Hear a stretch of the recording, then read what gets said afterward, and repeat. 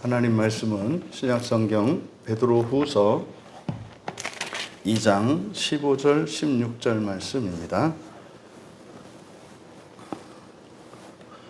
우리 같이 한 목소리로 함께 읽겠습니다.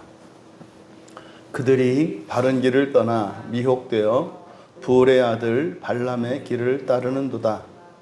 그는 불의의 삭을 사랑하다가 자기의 불법으로 말미암아 책망을 받되 말하지 못하는 나귀가 사람의 소리로 말하여 이 선지자의 미친 행동을 저지하였느니라.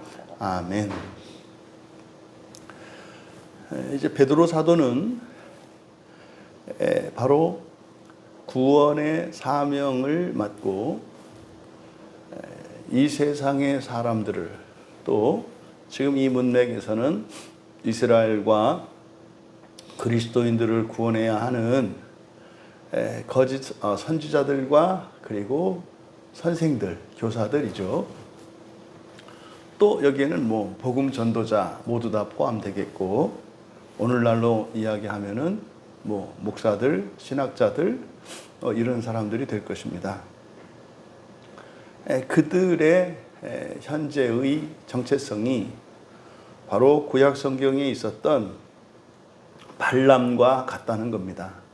발람과 같다는 겁니다. 그래서 사실 지금 베드로 사도께서 말씀하신 이 15절과 16절은 구약 성경의 민수기 22장에 걸쳐서 24장까지 이어지는 발람 선지자에 대한 그 사건을 소환하고 있는 겁니다. 그래서 이 본문의 말씀을 이해하기 위해서는 그 민수기 22장에 나오는 발람 사건에 대한 기본적인 이해가 있어야 합니다. 하지만 먼저 이제 베드로 사도께서 말씀하신 이 15절, 16절의 말씀을 우리가 살펴보고 민수기 22장과 이 말씀을 연결지어서 우리들이 얻어야 할 교훈은 무엇인지를 살펴보는 시간을 갖겠습니다. 먼저 15절의 내용을 보면 그들이 바른 길을 떠나 미혹되어 부올의 아들 발람의 길을 따르는도다. 그는 불의의 삭을 사랑하다가 자기의 불법으로 말미암아 책망을 받되 말하지 못하는 나귀가 사람의 소리로 말하여 이 선지자의 미친 행동을 저지하였느니라. 이제 우리말 번역에 따르면 이렇게 되어 있습니다. 그래서 이 사건은 말씀드린 것처럼 민수기 22장 사건을 가지고 이제 우리에게 말씀하는 건데, 우선 베드로 사도께서 하신 이 말씀을 좀 우리가 바로 정리해야 될 필요가 있습니다. 왜냐하면 신약에서 구약을 인용할 때 구약의 어떤 사건에 대한 그 해석이 들어있기 때문입니다. 그래서 신약 성경을 통해서 구약 성경의 참된 의미들이 드러납니다. 그래서 그냥 단순히 민수기 22장 사건을 살펴보면 안 되는 이유가 바로 베드로 사도께서 하신 이 말씀을 통해 그 발람 선지자의 그 사건을 통해서 얻어야 하는 교훈이 무엇인지를 먼저 말씀하기 때문에 그 교훈을 우리가 알고 난 뒤에 구약의 사건을 재평가해야 되는 겁니다. 그래서 이 15절을 그대로 직역을 하면 그들이, 그래서 바른 길이라고 되어 있습니다만, 이제 우리 한글의 어떤 장점이랄까 또 단점이 되기도 하는 것이 이런 모호성이에요. 그래서 바르다라고 하는 말이 굉장히 다양한 의미를 가질 수 있거든요. 옳다 그르다 할 때 틀리지 않고 올바른 것, 이럴 때 바르다라는 의미가 있고, 또 굽은 것에 대해서 그 반대되는 바르다는 의미가 있고, 그러니까 굽지 않은 것도 바른 거고 틀리지 않은 것도 바른 거고, 그러니까 여러 가지 그 모호성을 가지고 있습니다. 특히 이제 우리 형용사들이 그래요. 그래서 여기는 그런 부분을 주의해서 우리가 번역할 필요가 있는데, 여기서 바른 길 할 때 바른이라고 번역한 단어가 유띠스라는 말인데, 이 유띠스라고 하는 말은 직행하는 이런 뜻입니다. 우리가 뭐 예를 들어서 버스를 이용할 때 이렇게 보면은 지금은 이제 그게 없습니다만 완행버스, 직행버스라는 게 있었잖아요, 옛날에. 그래서 완행버스는 여기저기를 다 들릅니다. 가다가 중간에 어떤 마을에 들어갔다가 나와서 또 이렇게 해서 완행은 시간이 많이 걸립니다. 그런데 직행이라고 하는 것은 중간에 서는 정류장의 숫자가 굉장히 적죠. 그리고 이제 곧바로 갑니다. 그때 바로 여기서 이 유티스라고 하는 이 말이 의미하는 게 바로 그런 뜻입니다. 그러니까 직행하는. 그러니까 길로 말하자면 구불구불하지 않고 반듯한, 그러니까 국도가 아닌 고속도로, 이런 의미가 되겠고, 또 가는 도중에 멈추지 않고 곧바로 간다라고 하는 의미에서 뭐 직행버스의 직행, 이런 의미가 있는 단어입니다. 그러니까 여기서 바른 길이라고 번역한 이것을 그대로 직역하면 직행하는 길이란 말이에요. 그럼 여기서 우리가 직행하는 길 하면 여러분들이 딱 떠오르는 게 뭐예요? 이게 하나님 나라로 직행하는 길이에요. 그러니까 예수 그리스도께서 내어주신 길이고요. 그래서 직행하는 그 길로 가는 것을 첫째 부활이라고 이야기를 합니다. 그러니까요, 빙빙 돌아서 여기 들르고 저기 들르고 하는 완행버스와 같은 그렇게 도착하는 길이 있고, 곧바로 멈추지 않고 직행하는 길이 있다는 거죠. 그래서 여기서 바른 길은 첫째 부활의 길입니다. 그러니까 예수 그리스도께서 내어주신 길입니다. 이 길은 다른 길이 없어요. 오직 이 길만이 직행하는 길입니다. 종종 사람들이 오직 예수 그리스도로만 구원을 얻습니다 라고 이야기할 때 이제 산의 비유에서 여러 가지 논쟁들이 있어요. 아니, 구원을 산의 정상이라고 했을 때 어떻게 정상에 오르는 길이 한 길만 있을 수 있는가?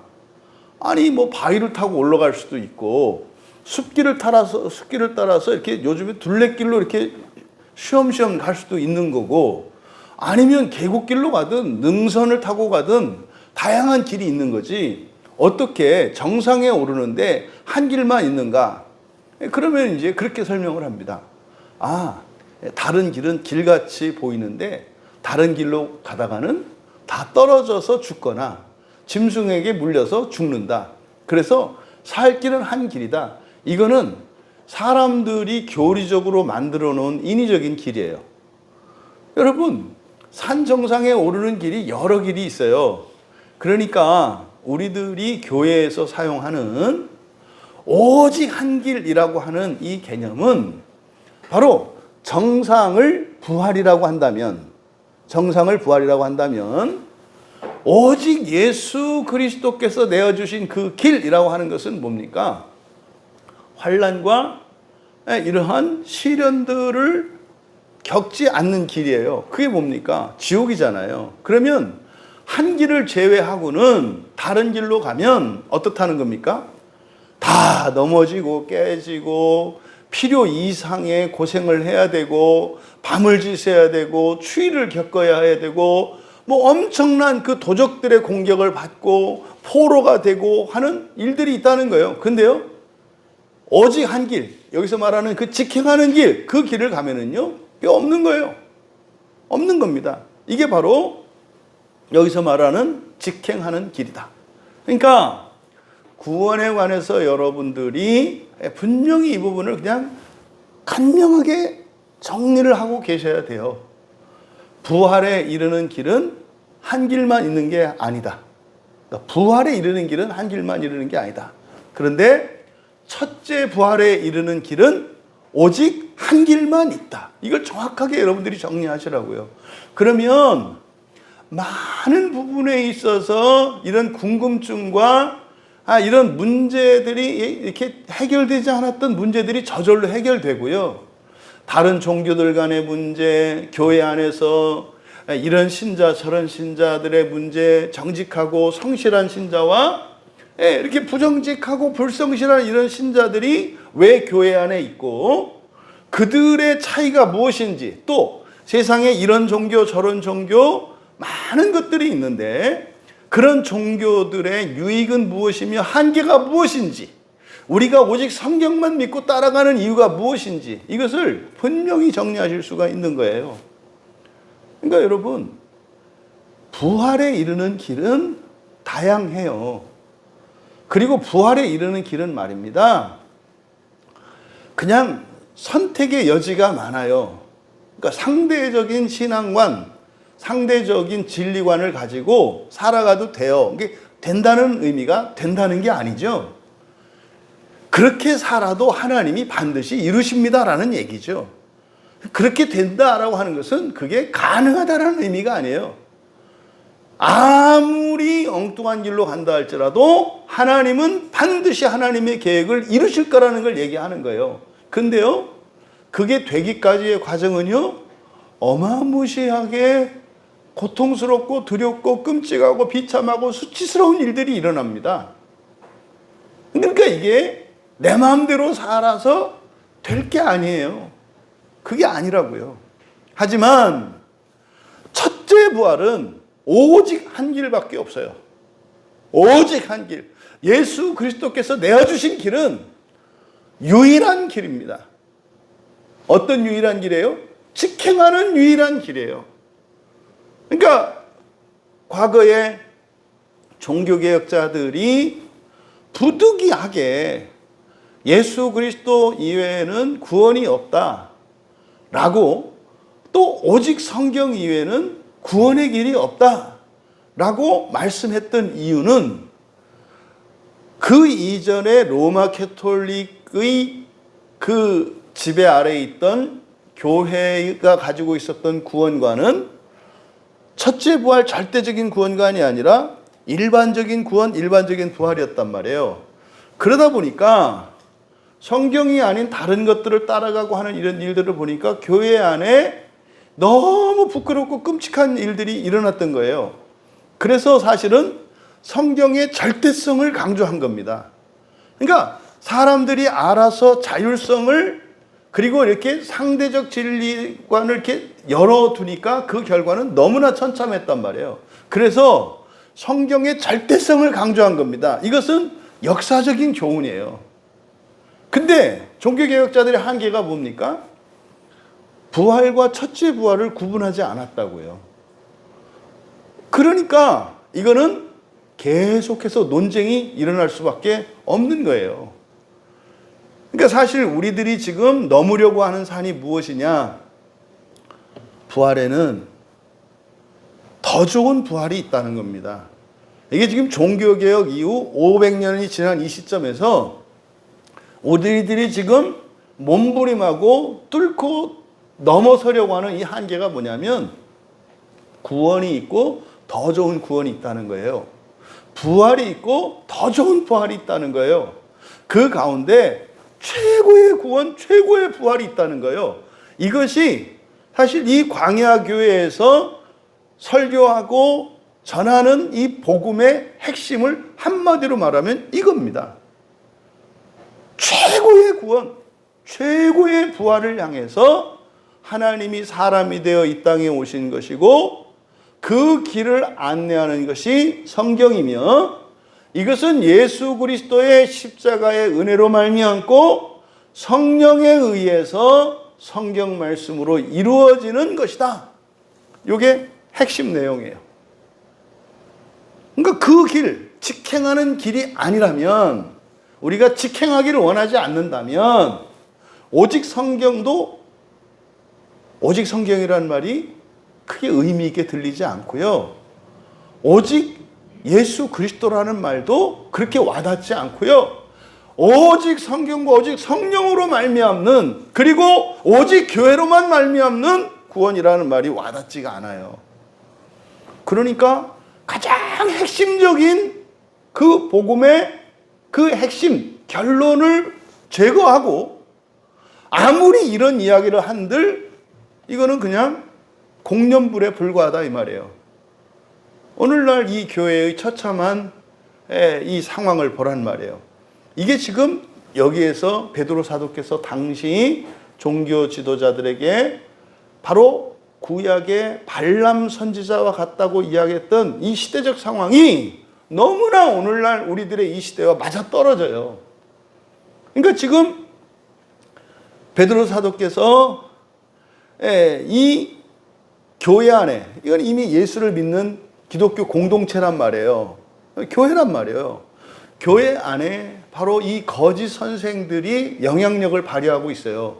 근데 이 거짓 선생들은요, 사람들이 보기에는 그만한 정당성과 또 그런 덕성과 어떤 자격 요건과 존경할 만한 무엇이 있어요.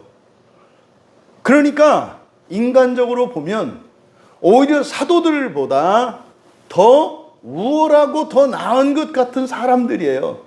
그 사람들을 향해서 지금 사도께서 거짓 선생들이라고 말을 하는 겁니다. 근데 사람들이 볼 때는요, 이 베드로가 예수님의 사도라는 점에서는 사도적 권위가 있으면 틀림없어. 근데 우리는 이 12제자를 사도라고 하고 특별하게 생각합니다만, 그때 당시의 사람들에게 있어서 12사도라고 하는 이 사도들과 그들이 존경할 만한 유대교에서 개종한, 예를 들어서 바리새인 출신이랄지 제사장 출신이랄지 이런 사람들이 개종해서 들어온 사람들이 있단 말이에요. 교회 안에.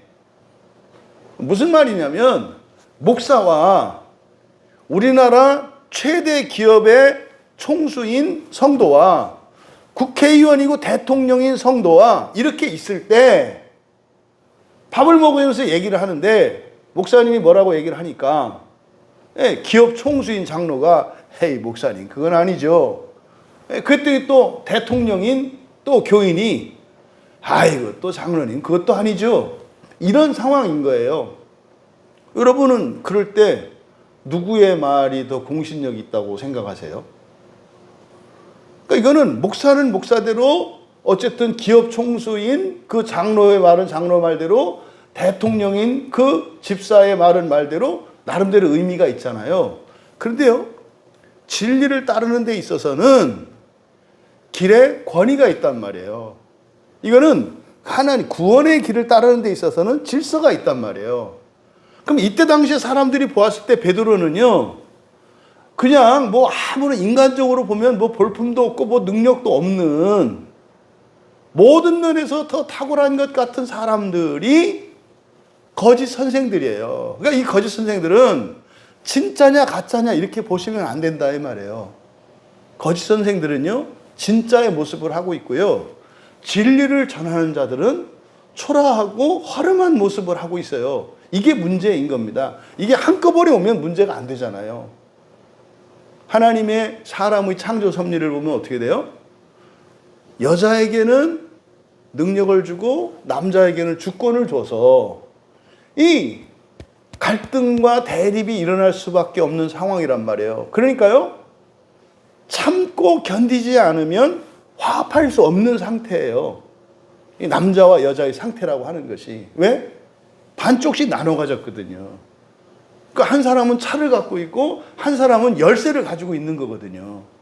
그러니까 차만 가지고 있던들 그걸 사용할 수도 없을 것이요, 또 열쇠만 가지고 있다 그래서 유익을 못 누리잖아요. 그러니까 열쇠를 가지고 있는, 다시 말해 그 주권을 가지고 있는 남자와 그리고 차를 가지고 있는, 그 능력을 가지고 있는 여자가 한마음 한뜻이 되어서 이렇게 연합을 이루고 일체를 이루었을 때 비로소 그 자동차의 힘을, 다시 말해서 사람이 가지고 있는 모든 능력을 갖추어서 나갈 수 있는 거 아니에요. 그러니까요, 자동차 키와 같은 주권을 가지고 있는 남자와 능력을 가지고 자동차와 같은 능력을 가진 여자 사이가 서로 주권 다툼을 벌일 수가 있다고요. 너 열쇠 갖고 뭐 하는데? 그거 너 바퀴가 달렸어? 뭐가 달렸어? 반대로 열쇠 가진 사람은 뭐라 그래요? 너 나 없으면 어떻게 하는데? 틀린 말 아니잖아요. 이게 지금 오늘날 살아가는 부부들의 모습이며, 또 이때 당시에 교회 안에서 일어나는 일이에요. 사람이 보기에 좋아 보이는 것, 훌륭해 보이는 것과 하나님께서 주신 주권 사이에는 불일치가 일어나요. 그냥 모든 면에서 최고인 사람이 목사가 되면 얼마나 좋겠어요. 예? 모든 면에서 인격도 제일 좋아, 육체적으로도 힘도 제일 세, 기술도 제일 많아, 또 제일 또 잘생겼어, 그리고 제일 똑똑해, 제일 착해.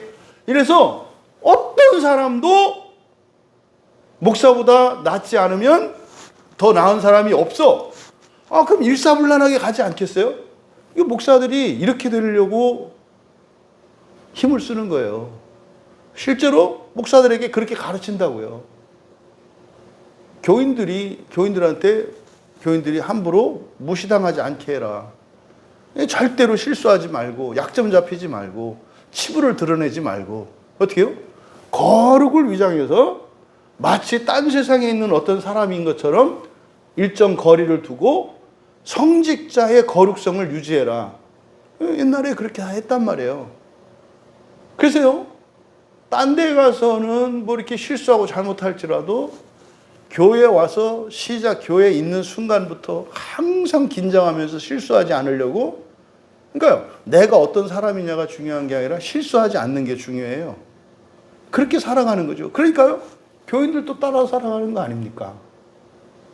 이게 지금 교회 안에 계속되고 있는 이 외식과 가식의 문제예요. 어쨌든 지금 여기서 그 거짓 선생들을 우리가 함부로 보면 안 된다. 오늘날 거짓 선생들이 저기 이단 사이비들이라고 생각하시면 안 된다고요. 거짓 선생은 어디에 있는 사람들이에요? 이 내부에 있는 사람들이에요. 이미 떠난 사람들은, 밖에 있는 사람들은 거짓 선생이 아니에요. 그들은 여우들이죠. 담장을 허무는 여우들이지 거짓 선생들은 아니라고요. 그러니까 거짓 선생은 저와 같이 아직 이 교회 공동체 안에서 말씀에 대한 주권을 가지고 설교하고 가르치고 해석하는 저와 같은 목사들 중에 거짓 선생들이 있다 이 말이에요. 근데요, 저 같은 사람은 거짓 선생이 될 자격이 별로 없어요. 왜 이렇게 내세울 게 없으니까. 그러니까 제 안에 그 있다니까요. 이대로 그냥 갔으면 좋겠다. 근데요, 뭐 교회가 몇만 명이 되고 사람들에게 이름이 알려지고 내가 이렇게 사람들에게 존경받을 때, 이게 뭐예요? 우리 주일에 했던 양에서 악하고 나쁜 목자에서 선한 목자로 가는 중간, 요거잖아요. 근데 이거를 또 우리가 뭐라고 할 수는 없다 그랬잖아요. 거쳐야 된다 그랬잖아요.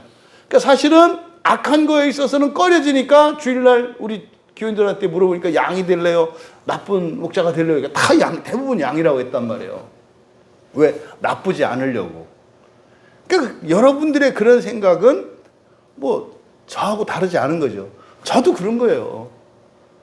저도 이렇게 해서 영향력이 있고 뭐 지명도가 있는 목사가 돼서 나쁜 목자가 되느니 그냥 요 상태로 착한 양으로 살았으면 하는 요 심리가, 그러니까 그게 맞는 것 같아요.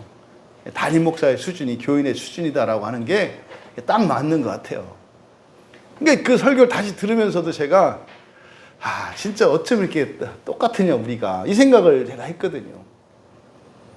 그래서 이 거짓 선생들이라고 할 때 이거를 또 아니다 이렇게 할 것은 아니지만 그 역학관계를 우리가 잘 이해해야 된다. 그래서 거짓 선생들은 잘못된 사람들이니까 잘라내야 될 사람도 아니고, 그렇죠? 또 우리가 그래서 거짓 선생이 되지 않기 위해서 아예 선생이 되지 않으려고 하는 것도 문제고, 거짓 선생들이 바로 되는 게 중요한 거예요. 이런 의도가 지금 요 말씀 안에 들어가 있어요. 이제 뒤에 살펴보면 알겠습니다만 베드로 사도께서 민수기 22장의 그 발람을 소환해서 말씀하는 이 의도가, 거짓 선생들은 가짜니까 말 듣지 마, 거짓 선생들은 멸망할 자들이고 사탄의 자식들이니까 상종도 하지 마, 이런 의도가 아니다라고 라는 것을 알 수 있다 이 말이에요. 어쨌든 지금 베드로 사도는 그들 거짓 선생들이 직행하는 길을 떠났대요. 직행하는 길을 떠났대요. 직행하는 길은 뭐다?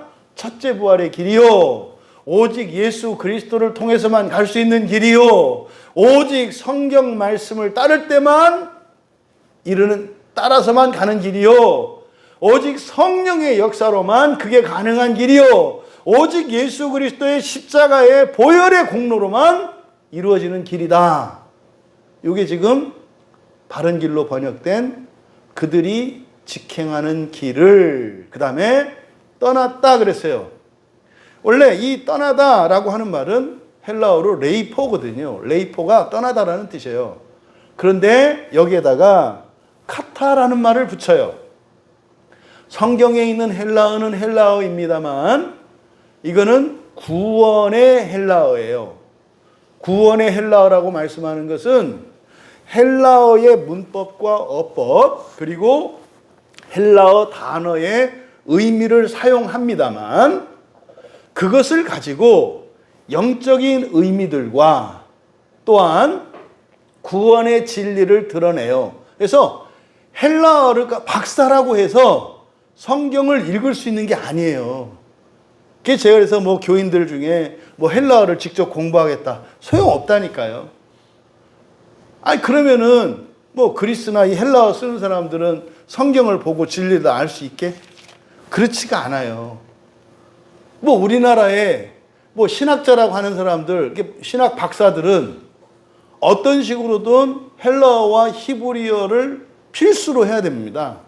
그래서 그 사람들은요, 최소한 신학 박사 정도가 되면 뭐 석사도 다 하죠. 사실은 해야 되죠. 원래는. 그러면 헬라어 히브리어 원전을 볼 수 있는 사람들이에요. 기본적으로. 근데요, 해석을 못 해내요. 왜요? 신약 성경을 기록한 언어가 헬라어고 구약 성경을 기록한 언어가 히브리어입니다만 그 언어 자체가 신성하거나 특별한 언어가 아니에요. 하나님이 그 언어를 사용하셨을 때 도구로만 사용한 거예요. 그래서 헬라어 단어의 의미에다가 영적인 의미 그리고 구원의 진리들을 추가한다고요.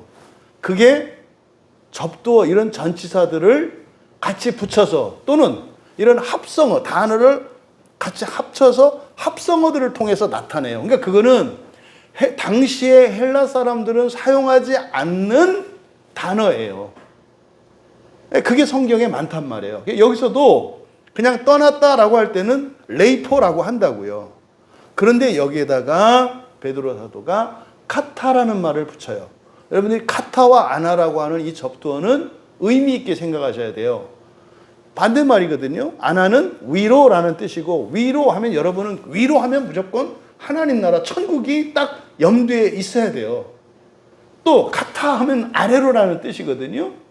네, 따라서 무엇을 따라서라는 의미고 위치상으로는 아래로라는 뜻이에요. 그러니까 카타라는 말 속에는 무엇이 암시되어 있어요? 지옥이 암시되어 있어요.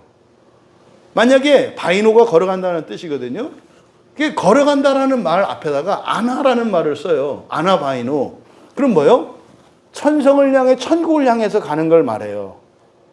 그러니까 여러분들이 오늘, 그러니까 지금 현재 이 시간에 많은 사람들이 다른 공간에 있어요. 그 공간을 가기 그 전에 그 이동선 다 걸어갔잖아요. 여러분들은 뭐 하신 거예요? 아나바이노 한 거예요. 뭐 교회가 3층이어서 아나바이노가 아니라 이게 구원을 위해서 왔기 때문에 아나바이노다 이 말이에요. 그런데요, 그와 반대되는 게 카타바이노예요. 지금 뭐 술집에 가 있고 뭐 이런 데 뭐 이상한 데 가 있어요. 그때 갈 때 그 사람들은 뭐 한 거예요? 카타바이노 한 거예요. 그러니까 똑같이 오늘 하루를 살았는데 어떤 사람은 아나바이노 한 사람이 있고 어떤 사람은 카타바이노 한 사람이 있는 거예요. 그래서 어떻게 돼요? 오르락내리락 한다고요. 여러분이 태어나면서 지금까지 살아왔던 인생을 보면 말입니다. 올라가면서 살아갔던 게 있고 내려가면서 살아요. 그러니까 이렇게 가는 거예요. 곡선을 그리면서. 예. 그래서 아나와 카타를 반복하면서 살아간다고요. 근데 어떻게 해요? 원리는 아나바이노 하다가 우리가 죄에 빠지고 시험에 들면 카타바이노 해. 이게 죄로 빠진 거잖아요. 요때 어느 시점에서 우리가 회개를 하게 되면 요 내려온 만큼 어떻게 된다? 이 선대층에서 기준으로 올리신다 그랬잖아요. 그래서 카타바이노 했던 것을 우리가 회개해서 성령께서 우리를 새롭게 해주시면 내려간 만큼 똑같이 올라간 걸로 바꾸세요. 그래서 그리스도인에게는 후회가 없는 거예요. 과거의 잘못도 회개하는 순간 지옥을 향해서 내려갔던 그 거리만큼, 그 각도만큼 그대로 하늘을 향해서 올라오는 거거든요. 그래서 우리는 오늘에 충실하면 되는 거예요. 이게 그리스도인의 삶입니다. 근데 여기서 지금 떠났다 레이퍼라는 말 앞에 카타라는 말을 붙였어요. 그러니까 그들이 원래는 어떤 사람들이었어요? 직행하는 길을 가던 사람들이었어요.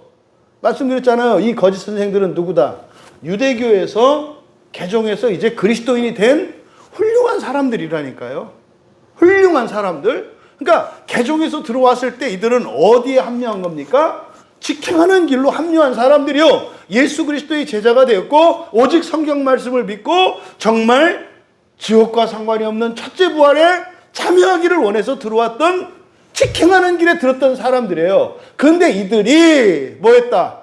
카타 바이노, 여기서 카타 레이포 떠나갔다는 거예요. 어디서? 직행하는 길에서.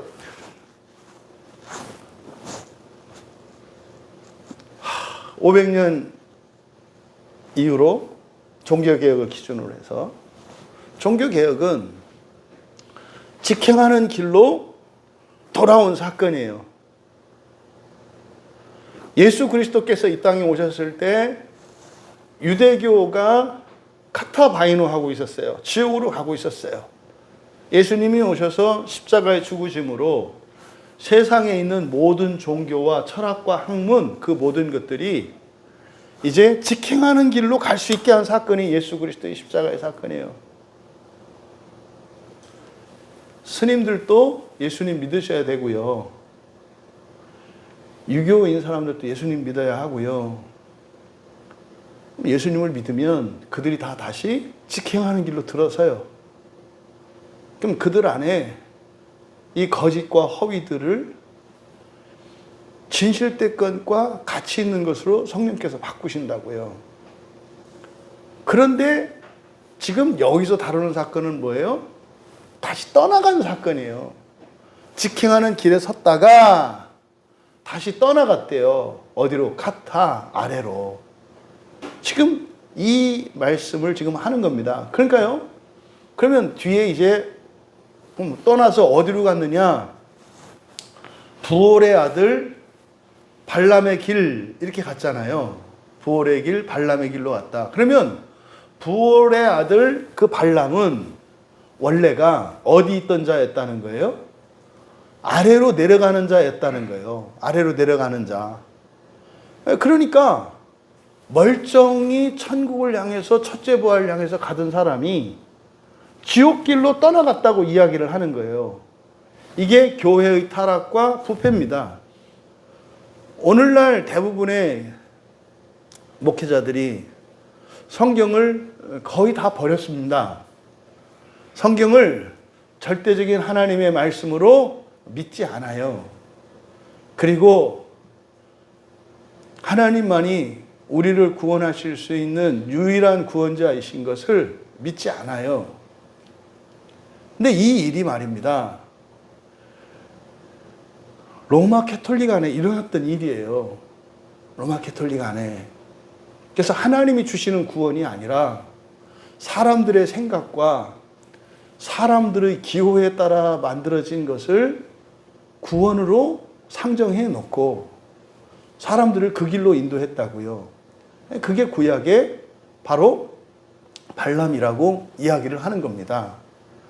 그러니까 그것이 바로 이 발람은 어디로 가는 사람이었다? 아래로, 지옥으로 가는 사람이었다 얘기를 하는 거예요. 그러니까 바른 길에서 내려갔다는 거죠. 마치 고속도로로 달리던 사람이 어디로 내려갔다? 갑자기 톨게이트를 빠져나가서 국도로 빠져나갔다 이 말이에요.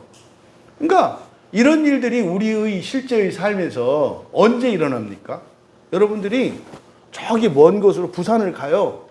그러면 제일 빠른 길은 고속도로잖아요. 근데 고속도로를 가다가 거기를 빠져서 지방도로로 나가는 때가 있잖아요. 그게 언제예요? 고속도로가 밀릴 때예요. 고속도로가 밀리고 지방도로가 뚫려 있으면 거리상으로는 고속도로가 훨씬 가까운데 거리로 보면은 돌아서 가, 지방도로로 가면. 근데 시간상으로는 더 빨리 갈 수 있잖아요. 구원에도 이런 일이 일어날 수 있는 거예요.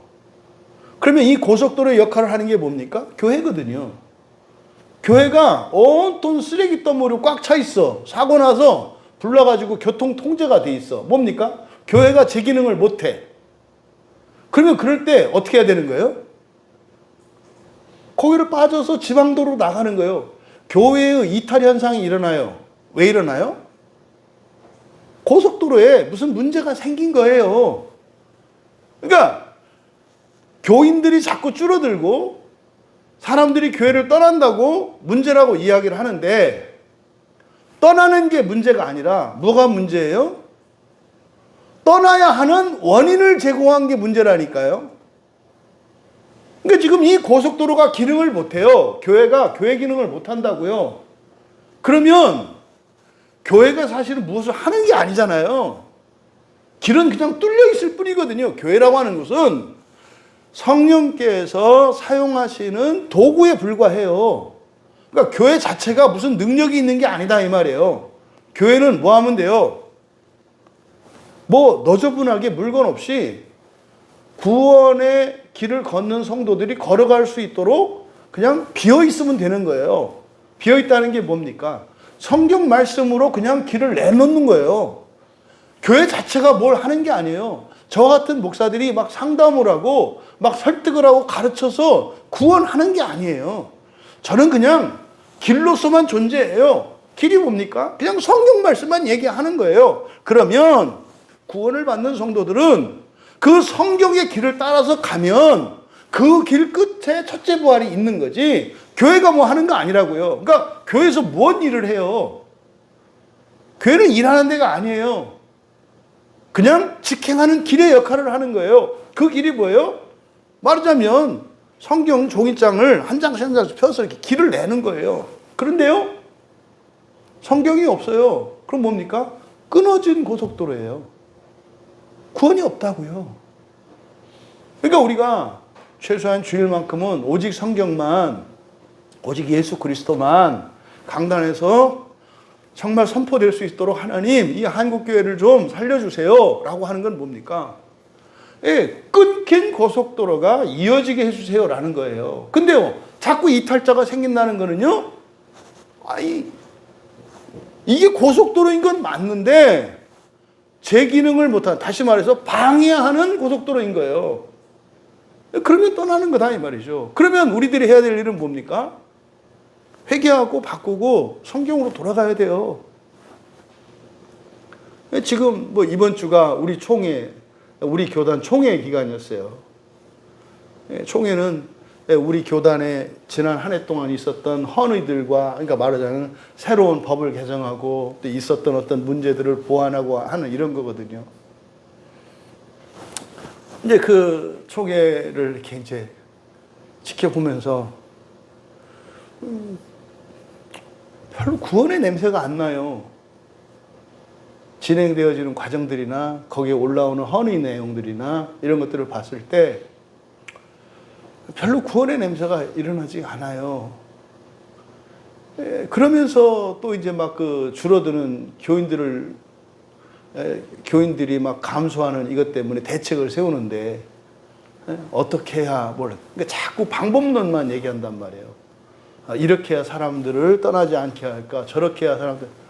그 결과가 뭐냐면은 결과적으로 설교 줄이는 거예요, 여러분.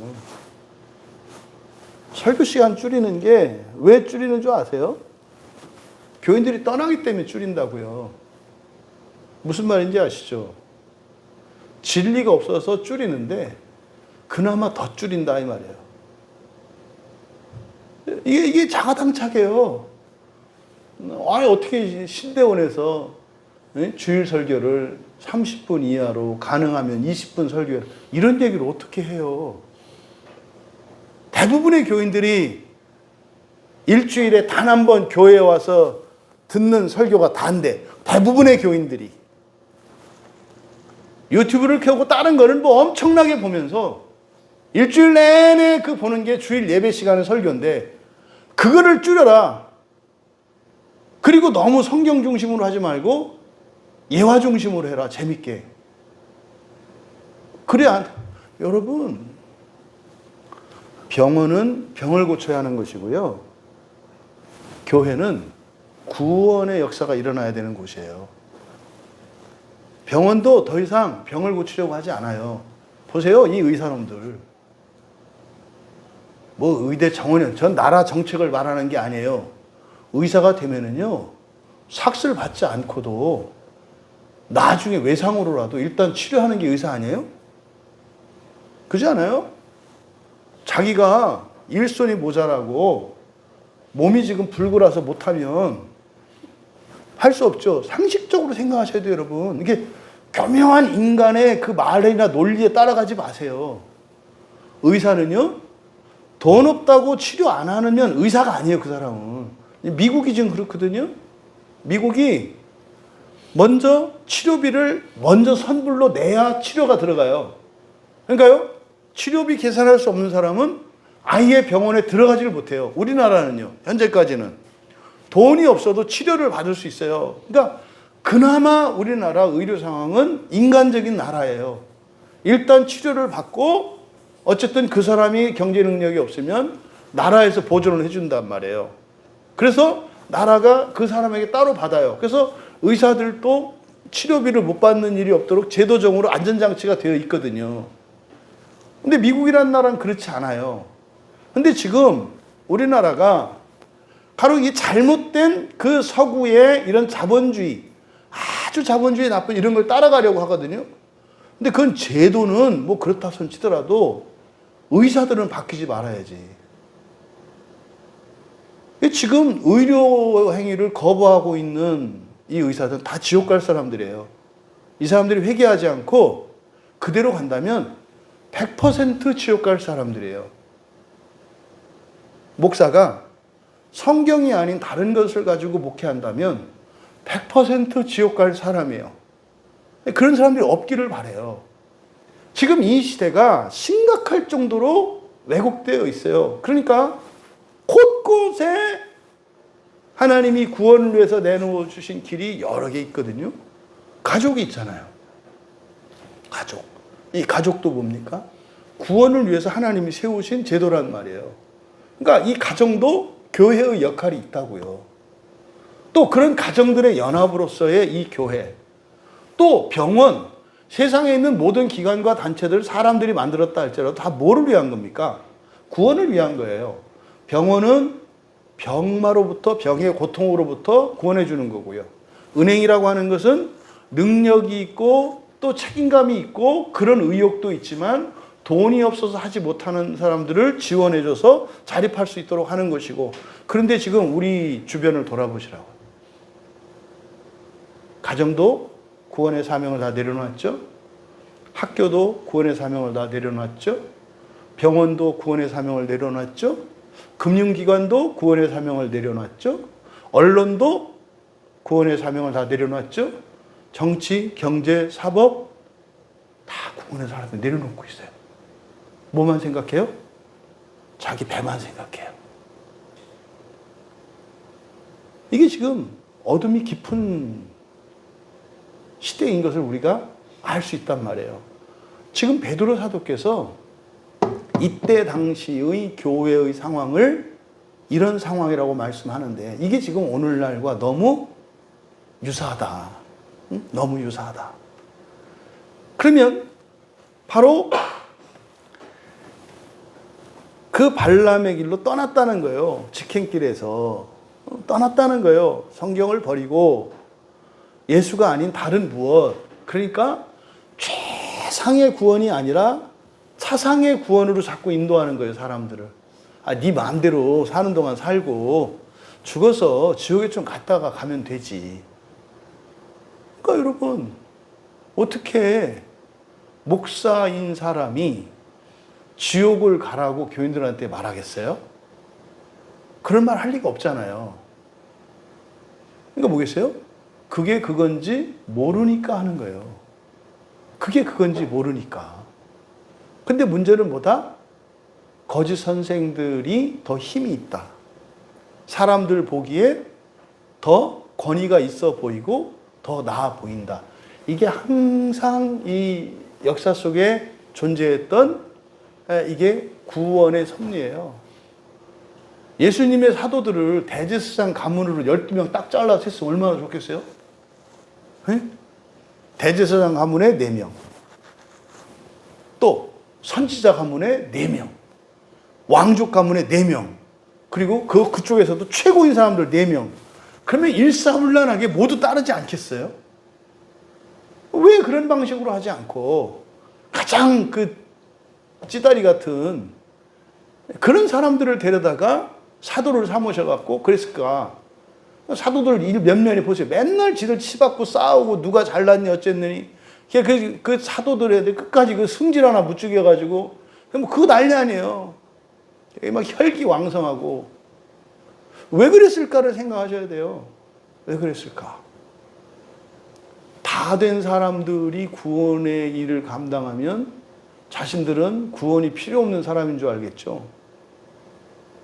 그러니까 교회는 우열이 없어요. 누가 더 앞서고 뒤처지고가 없다고요. 한 사람도 예외가 없어요. 이 교회 안에서는. 어쨌든 이들이 발람의 길이라고 하는 성격이 지옥으로 가는 거다. 그런데 그가 발람이 누구냐를 설명하는 거예요. 그가 불의의 삭슬 사랑했다. 15절에 지금 우리말 성경은 내용만 진술하고 있기 때문에 베드로 사도께서 이 발람 사건의 그 영적인 의미를 지금 설명하고 있는데 그 내용만 이렇게 딱 전하면 그게 안 나타난다고요. 얘기 뭐예요? 발람이라는 사람이 있었는데, 바로 이 발락이 그를 데려다가 이스라엘을 저주하기로 해가지고, 근데 그래서 갔다가 그 내용만, 이 스토리만 지금 얘기하고 있다고요. 이 번역상으로는. 그렇게 하면 안 된다. 왜? 요 베드로 사도의 말씀에는 당시에 그 발람의 사건에 대한 해석이 들어가 있다 이 말이에요. 그래서 원문 그대로를 우리가 번역해 놓고 거기에서 베드로 사도께서 주시려는 교훈을 얻어야 한다 이 말이에요. 그대로 직역하면 이렇게 됩니다. 그들은 바로 거짓 선생들이에요. 그들이 직행하는 길을 아래로 떠났기 때문에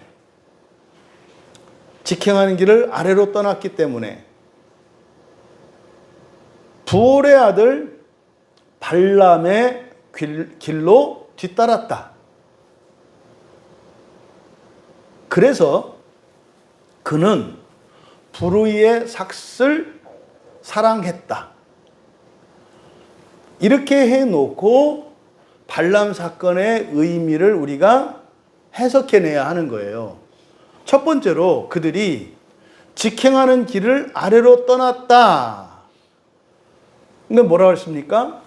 유대교에 있다가 그리스도교로 개종을 했어요. 그랬다가 이 사람들이 어떻게 해요? 떠났다는 거예요. 떠났는데 어디로 떠났어요? 멸망하는 길로 떠났다는 거예요. 그런데 보세요.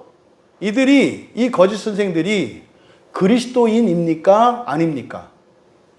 그리스도인이에요. 그러니까 교회 안에서 할례를 받으라는 둥, 절기를, 율법을 다 똑같이 지켜야 된다는 둥, 절기를 지켜야 된다는 둥, 이런 얘기를 하고 있고, 그들의 이야기가 영향력이 있어요. 교회 안에서 사람들에게 영향력을 미치는 일은 굉장히 어려워요. 굉장히 어렵다고요. 이게 말한 것이 교인들에게 의미가 되는 것은요, 굉장히 어려운 일이에요. 여러분들이 세상 사람들은 다 모르는 진리를 하나 알았다고 칩시다.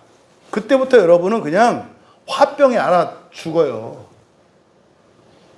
진리를 알아도 그게 되는 게 아니에요. 세상은 뭐라고 하냐면요.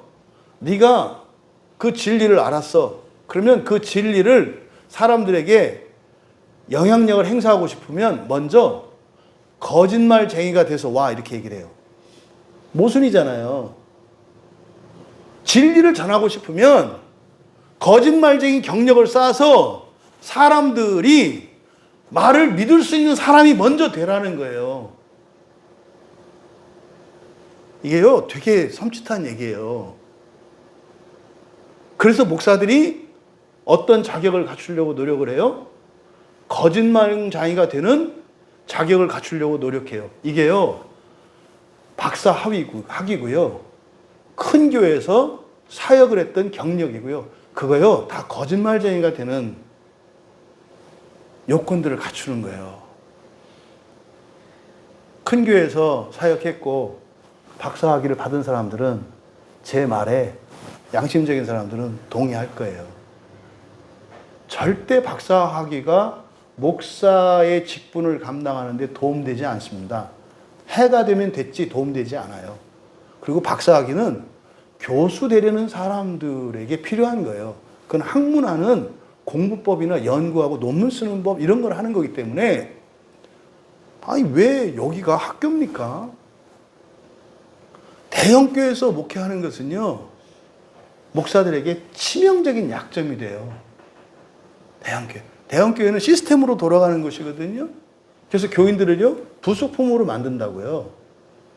그래서 하나의 독립적인 인격체로서 교인들의 전 인격을 또 교인뿐만 아니라 가정과 직장과 그의 생애와 친구와 일가 친척 모두를 온전케 하는 게 목회 사역인데 대형교회에서는 그렇게 하지 않아요. 교인들 한 사람 한 사람은 그냥 섹트로 그냥 한 조각으로 부분으로 기능하게 한다 이 말이에요. 그래가지고 어떻게 해요? 성가대하고 주일학교하고 맨날 싸워요. 교회 가면. 식당에 가면 1부, 2부, 3부, 제1권사회, 2권사회, 3권사회가 맨날 싸워요.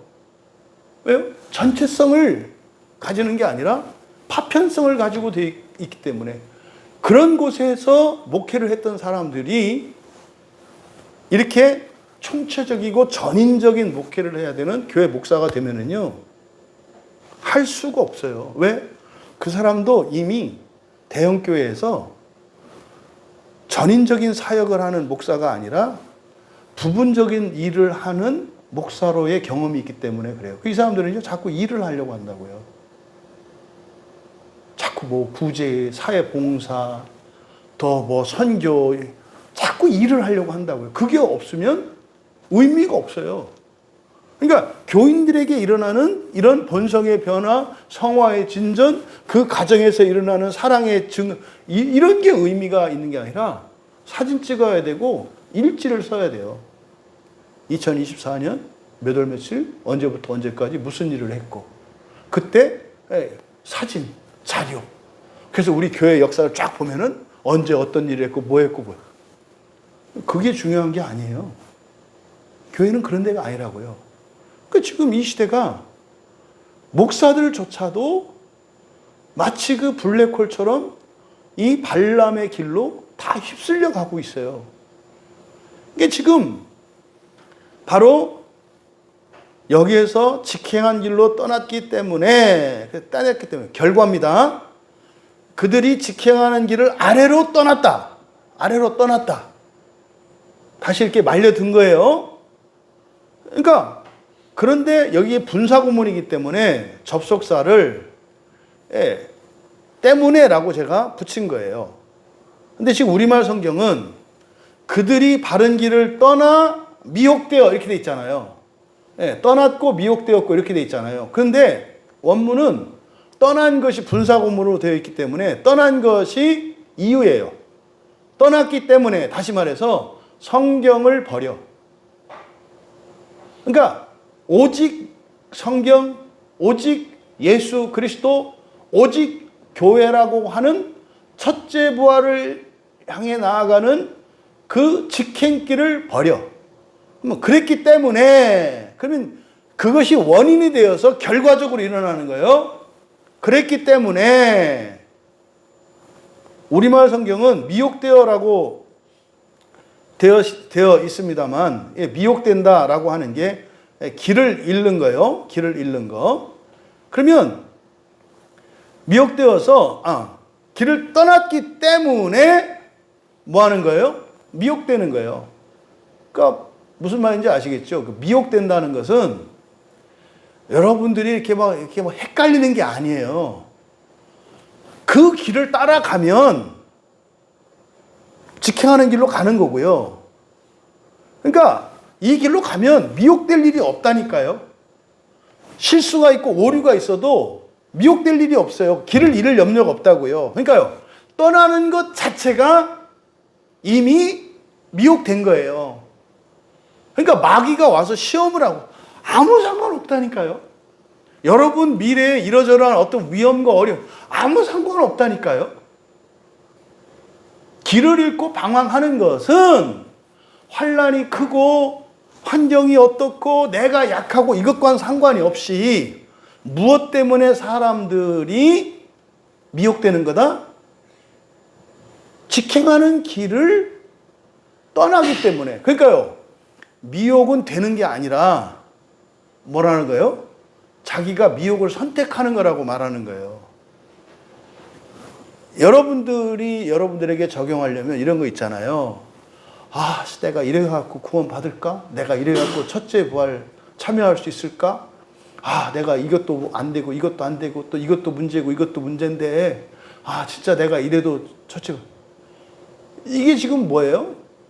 그 정신이 어디서 떠났어요? 직행하는 길에서 떠났다고요. 직행하는 길이 종교개혁자들이 이야기한 거예요. 오직 성경. 그럼 여러분들이 오직 성경만을 붙들고 가고 있다면 여러분들의 상태나 여러분의 무엇은 아무 문제가 안 된다니까요. 제가 지금 전하려고 하는 게 전달이 되고 있죠. 성경은 절대적으로 붙드시라고 얘기를 하는 거예요. 그러면 여러분들에게 좀 흠이 있고 여러분들에게 이렇게 반복되는 이런 뭐 죄와 이런 게 있다 할지라도 정말 이 성경을 오직 하나님의 유일한 구원의 말씀으로 믿고 따라간다면 미혹되지 않는다고 말을 하는 거예요. 그러니까 이거를 버리는 순간, 그러니까 여러분들이 그런 생각을 할 때 왜 이런 생각이 나온다? 오직 성경을 잃어버렸기 때문이라고 말씀을 하는 거예요. 내가 첫째 부활에 참여하는 것은 성경을 따라하기 때문에 성령께서 그렇게 해주시는 것이고 예수님께서 그렇게 해주실 것이지 나의 무엇이 아니라고 말씀드리는 거예요. 근데요, 자꾸 사람들이 미혹이 돼요. 이게 뭡니까? 뭐 구원의 확신 다 미혹돼요. 이런 생각과 이런 질문들은 어디서 나오는 거다?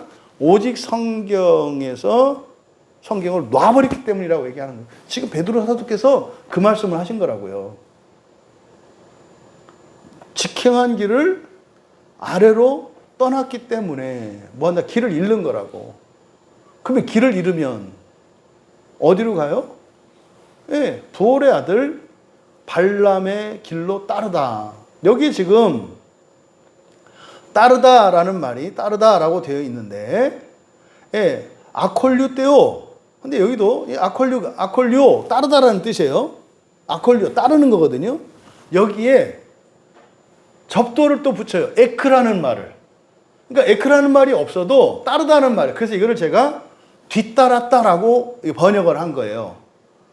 그러니까 그들이 직행하는 길을 아래로 떠났기 때문에 미혹되어 부올의 아들 발람의 길로 뒤따랐다. 그러니까요, 에크는 뭐라 그랬어요? 어디로부터 어디로 가? 출발지와 목적지가 있는 게 에크예요. 아포는 분리만 나타낸다 했죠. 거기서 떨어지는 걸 나타내는 게 아포고, 그리고 에크는 출발지에서 목적지가 있다고. 그런 거 있잖아요. 옛날에 옛날에 가난하고 제가 기억에 그 청년 때 이렇게 봤던 영화 중에서 되게 이렇게 막 감명받고 이렇게 했던 영화 중에 그 사관과 신사라는 영화가 있었어요. 이렇게. 근데 거기에 보면은 그 시골 마을에서 이제 사람들이, 처녀들이, 젊은이들이 그 마을을 떠날 수가 없어요. 저도 이제 시골 출신이기 때문에, 예, 저도 시골 출신이기 때문에 시골에 사는 사람들은 그걸 떠나고 싶은 욕망이 있거든요. 왜요? 이거 다 알아, 그냥. 다 알아서 운명이 정해져 있어. 어렸을 때 코올리게면 나중에 50이 됐는데도 7, 80 먹은 할아버지들이 저 코올리게 이렇게 얘기한다고요. 그게 그 시골 작은 지역에 살아가는 사람들이 힘들어하는 부분이 그거예요. 그래서 새로운 사람이 되기가 어려워요. 그래서 이렇게 익명성이 보장이 되는 도시로 떠나고 싶어 하거든요. 근데 그때 떠날 때 두 부류가 있다고요. 분명한 목적의식을 갖고 떠나는 사람이 있어요. 뭐가 되기 위해서 뭐가 돼. 근데 어떤 사람은 그냥 떠나는 게 목적인 사람이 있어. 옛날 지금 한 70대 이상의 그 여인들 중에 아포로 결혼해가지고 아주 그냥 인생 완전히 망친 사람들 많아요. 이게 뭐예요? 자기 친정의 삶이 너무 고달퍼서 친정을 떠나는 게 결혼의 목적이야. 제가 앞서 드렸던 영화의 여성들이 해군 생도들을 해군 사관학교 그 사람들을 만나서 막 이렇게 뭐 사랑하는 척하고 막 해. 목적은 딱 하나예요. 결혼하기 위한 거예요. 왜? 결혼해서 이 마을을 떠나려고. 그러니까 시골을 떠나는 게 목적인 사람들. 그래서 했더니 어떻게 해야 돼요? 진짜로 아버지 품을 떠났던 둘째 아들처럼 돼지 여물이나 먹고 주염 열매나 먹고 그것도 못해서 고향을 그리워하는 사람이 되잖아. 이게 아포예요. 떠나는 게 목적인 사람. 근데 에크는 뭐라고요? 자기 꿈을 이루기 위해서 분명한 목표의식을 갖고 떠나는 게 에크예요. 그럼 여기서 발람의 길로 뒤따랐다 할 때 에크라는 말을 붙였다 이 말이에요. 그러니까 이건 뭐겠습니까? 앞에서 그들이 직행하는 길을 아래로 떠났다 그랬잖아요. 아래로 떠났다. 그래서 이때는 카타를 사용해서 멸망의 길로 지옥길로 갔다라고 했잖아요. 그러니까 출발점이 어디였어요? 직행하는 길이었잖아요. 근데 그 길에서 어디로 결국 왔다는 거예요? 발람의 길로 왔다는 것을 지금 연결짓고 있는 거예요. 그러니까 오직 성경을 버려. 그러면 오직 성경을 버리면 오직 예수를 버리면 그때부터 이 사람은 뭐 하게 돼요? 방황하게 돼. 그러니까 오직 성경을 버리면 망하게 돼 있어요. 오직 성경을 버리면 지금처럼 난리도 아닌 이런 세상만 또 못한 교회가 되게 돼 있다고요. 그걸 베드로 사도께서 말씀한 거라고요. 오직 성경을 버리면 안 된다고. 오직 예수 그리스도, 오직 성령을 버리면 안 된다고.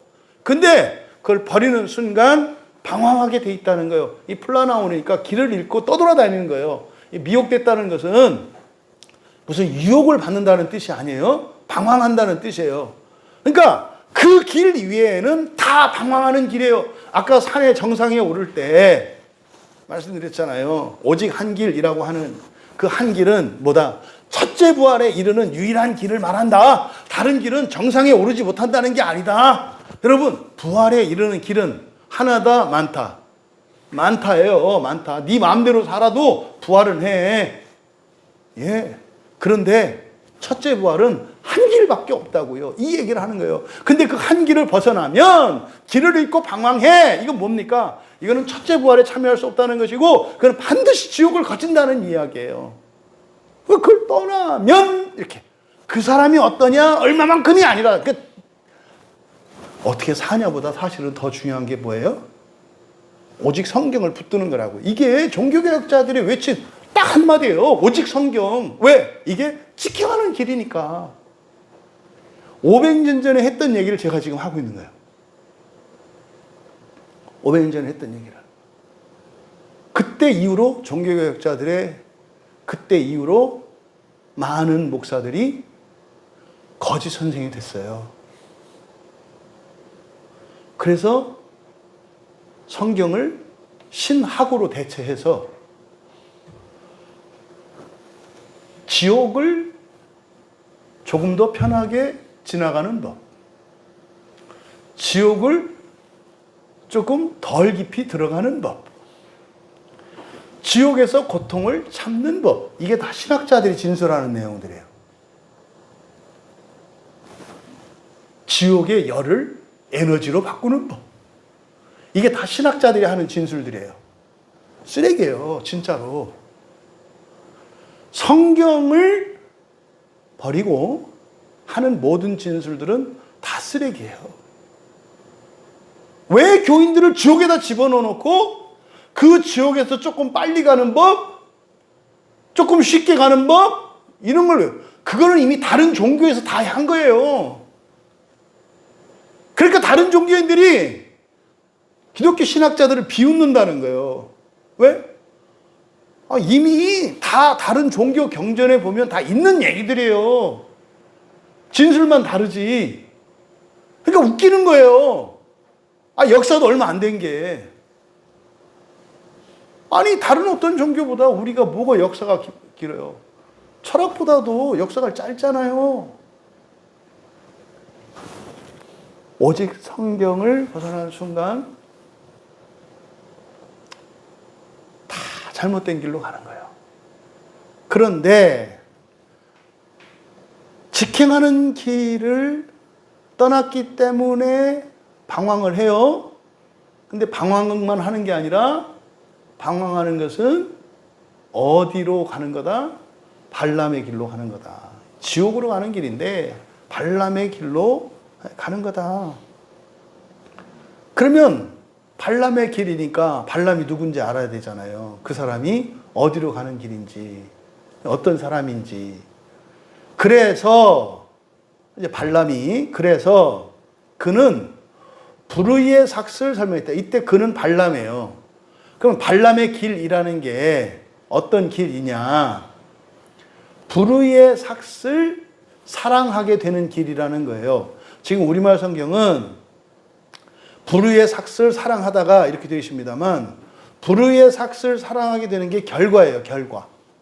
결과가 뭐냐면, 이거는 이제 뒤에 가서 민수기 22장을 대략 살펴볼 건데, 발람이 결국은 가지 말아야 할 길을 갔는데 그 길을 갔기 때문에 뭐 하게 됐다는 거예요? 불의의 삭스를 사랑하게 되었다라고 말하는 거예요.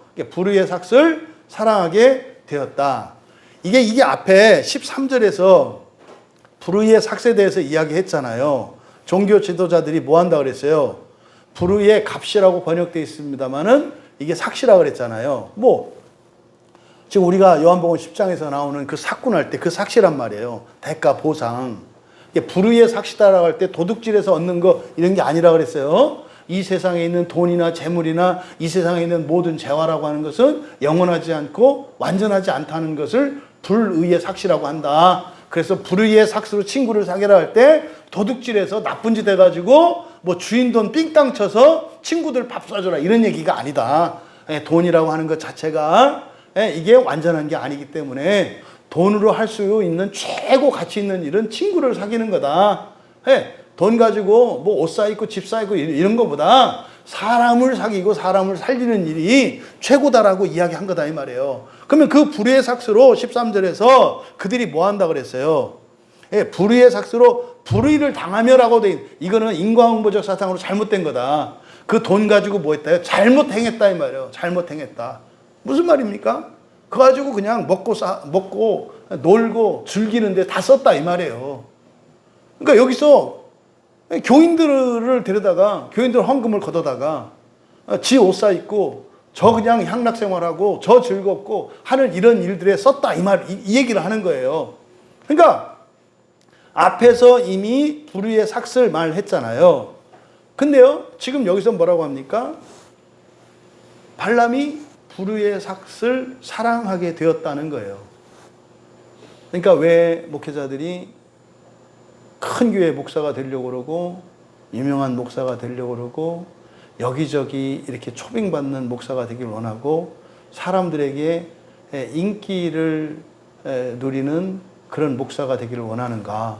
처음부터 그런 게 아니라 오직 성경을 버리면 어찌할 바를 모르게 되고 무엇을 설교하고 무엇을 교인들에게 가르쳐야 될지를 모르게 되고 그러면 이 발람의 길로 들어서게 되는 건데 이거는 지옥길이다. 근데 거기 들어서게 되면 낙과 의미를 찾아야 되잖아요. 그래서 무엇을 사랑하게 된다는 거예요? 삭스를 사랑하게. 이게 지금 주일에 우리가 설교하고 있는 본문하고 또 이렇게 연결이 되잖아요.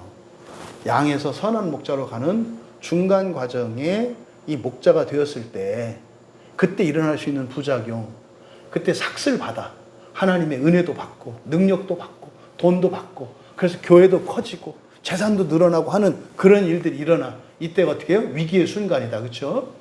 이것을 어떻게 해요? 악한 일, 나쁜 일을 할 수 있다 이 말이에요. 이때 악한 일, 나쁜 일을 도둑질하고 교회에서 무슨 나쁜 일을 해요. 교인들을 첫째 부활의 길로 인도하는 게 아니라 교인들로 하여금 오히려 카타바이노하게 한다 이 말이에요. 예배드리고 전도하고 구제하고 선교하는데 어디로 가면서 그렇게 해요? 카타 아래로 가면서. 절대 여러분 이런 실천을 절대적으로 신봉하시면 안 돼요. 저같이 말씀을 전하면서 제가 지옥으로 갈 수 있다는 얘기예요. 하물며 목사도 설교를 하면서 지옥으로 갈 수 있는데 어떤 사람이 전도 실천, 선교 실천, 구제 실천 같은 걸 하면서 지옥으로 가는 일이 없겠어요? 이게 미치겠는 거예요. 구제를 받고 예수님을 믿고 천국길로 가는 사람도 있겠지. 근데 자기는 지옥으로 가. 선교지에 가서 선교를 하고 그 사람들을 깨워서 하나님 앞으로 가게. 근데 자기들은 비행기 타고 오면서 지옥길로 내려가. 이게 지금 계속 일어나고 있다 이 말이에요. 절대 실천과 이런 선하고 아름다운 일들을 절대 폄훼하는 게 아니에요. 제가 이 말씀 드리는 건 뭡니까? 구제하면서 우리는 더 천성을 향해서 가야 한다. 실천을 향하면서 더 첫째 불로 가야 된다. 설교를 하면서 더 첫째 불로 가야 된다. 이 얘기를 하는 거지. 안 하는 것보다는 하는 게 나은 거예요. 뭐야. 전도하면서도 지옥 갈 수 있다고? 하지 말아요. 이게 뭐예요? 양이 될래요? 나쁜 사꾼이 될래요? 양이 하는 거하고 똑같다 이 말이에요. 전도할 수 있는 것, 실천할 수 있는 것 귀한 거다. 하지만 그 자체를 절대시하거나 의미를 부여하지 마라. 왜? 겉으로 선한 일을 할 수 있지만 속으로 악할 수도 있다. 선한 사람도 악한 일을 할 수 있고 악한 사람도 선한 일을 할 수 있다. 천국은 선한 일을 해서 가는 게 아니다. 선한 사람이 가는 거다. 근데 선한 사람은 선한 일을 하게 되어 있어요. 이걸 여러분들이 기억하시라고. 그러니까 나중에 지옥길로 가다 보니까 어떻게 해요? 이제 막 목회는 하는데 사람들은 모여들지. 근데 자기도 헛헛하지. 맨날 설교하고 나면 후회가 되지. 아씨, 내가 무슨 말을 했나. 이래도 되나. 또 여기 서면 또 하지. 그러니까 어떻게 해야 되겠어요? 의미를 찾아야 되잖아요. 의미 없으면 그만둬야 되지 않겠어요? 여러분, 목회자들 중에 있잖아요. 우울증이나 공황장애 있는 분들도 있어요. 왜요? 직행하는 길을 벗어나면 그렇게 돼요. 알거든요. 이게 아닌 거. 근데요, 그만둘 수가 없어요. 그럼 어떻게 해야 돼요? 직행하는 길로 가면 되잖아요. 근데요, 거짓 감정이 작동한다고요. 너 그렇게 하면 교회에서 쫓겨날걸. 사람들이 가만히 있을까? 다 떠날 텐데. 그럼 너 장로도 그 김장로가 너 어떡할 것 같아? 너 김장로 무서워하잖아. 그 승질 더럽잖아. 너 멱살 잡으면 어떡할 거야? 이런 거예요. 그러니까 목회를 관둬야 되나? 이런 분들이 많아요. 이럴 수도 없고 저럴 수도 없어요. 그러니까 어떻게 해야 되겠어요? 의미를 찾아야 돼. 이게 뭐예요? 불의의 삭슬 사랑하게 된다는 거예요. 그러니까 그냥 교회 큰 거에 만족하고 사람들 많이 따르는 거, 또 존경받는 거, 의미를 부여하고 이렇게 된다고 말하는 거예요. 그 다음에 16절에 자기의 불법으로 말미암아 책망을 받되 말하지 못하는 나이가 사람의 소리로 말하 이 선지자의 미친 행동을 저지하였느니라. 이게 이제 뭐냐면 발람 선지자 갈 때 나귀가 말하는 사건이 일어나요. 그러니까 이것을 일반화시키면 안 돼요. 그래서 보시면은 말하지 못하는 나귀 이렇게 돼 있잖아요. 그러니까 나귀는 원래 뭐 하는 거예요? 말하지 못하는 거예요. 원래가. 그러니까 모든 동물이 말할 수 있다 이렇게 생각하시면 안 돼요. 원래 나귀는 말을 못하는 거예요. 에덴 동산에서 하와를 이렇게 유혹했던 뱀이 말하는 것도 그것도 정상적인 게 아니에요. 원래는 말 못하는 거예요. 예외적인 사건이에요. 그러니까 이거는 일반화할 수 없는 사건이에요. 그러니까 제발 그 애완동물들하고 말하고 그러지 마요. 애완동물은 대화의 대상이 아니에요. 그냥 시키고 이렇게 하는 거지. 제발 봄이야 이뻤어? 뭐 어쨌어? 뭐 보고 싶었어? 제발 그러지 마. 그거 귀신 들린 거예요. 무슨 개하고 고양이하고 말을 해. 남편하고 얘기하고 아들, 딸하고 얘기하고 친구하고 얘기하고 목사님하고 얘기해요. 동물들하고 얘기하는 거 아니에요. 그러니까 여기서 글을 못 박은 건 뭐겠어요? 이때 당시에 신비주의가 팽배했기 때문에 정해진 게 있어요. 동물은 원래 뭐 하는 거다? 말 못하는 거예요. 그래서 말하지 못하는 나귀라고 할 때 동물은 동물이다 이거예요. 사람은 사람이고 천사는 천사고. 그러니까 말하지 못하는, 그러니까 말할 수 없는 그런 나귀죠. 그 나귀가 이제 책망을 한 거거든요. 그 다음에 미친 행동 보세요. 미친 행동. 이게 파라하고 프렌이 합쳐진 거거든요.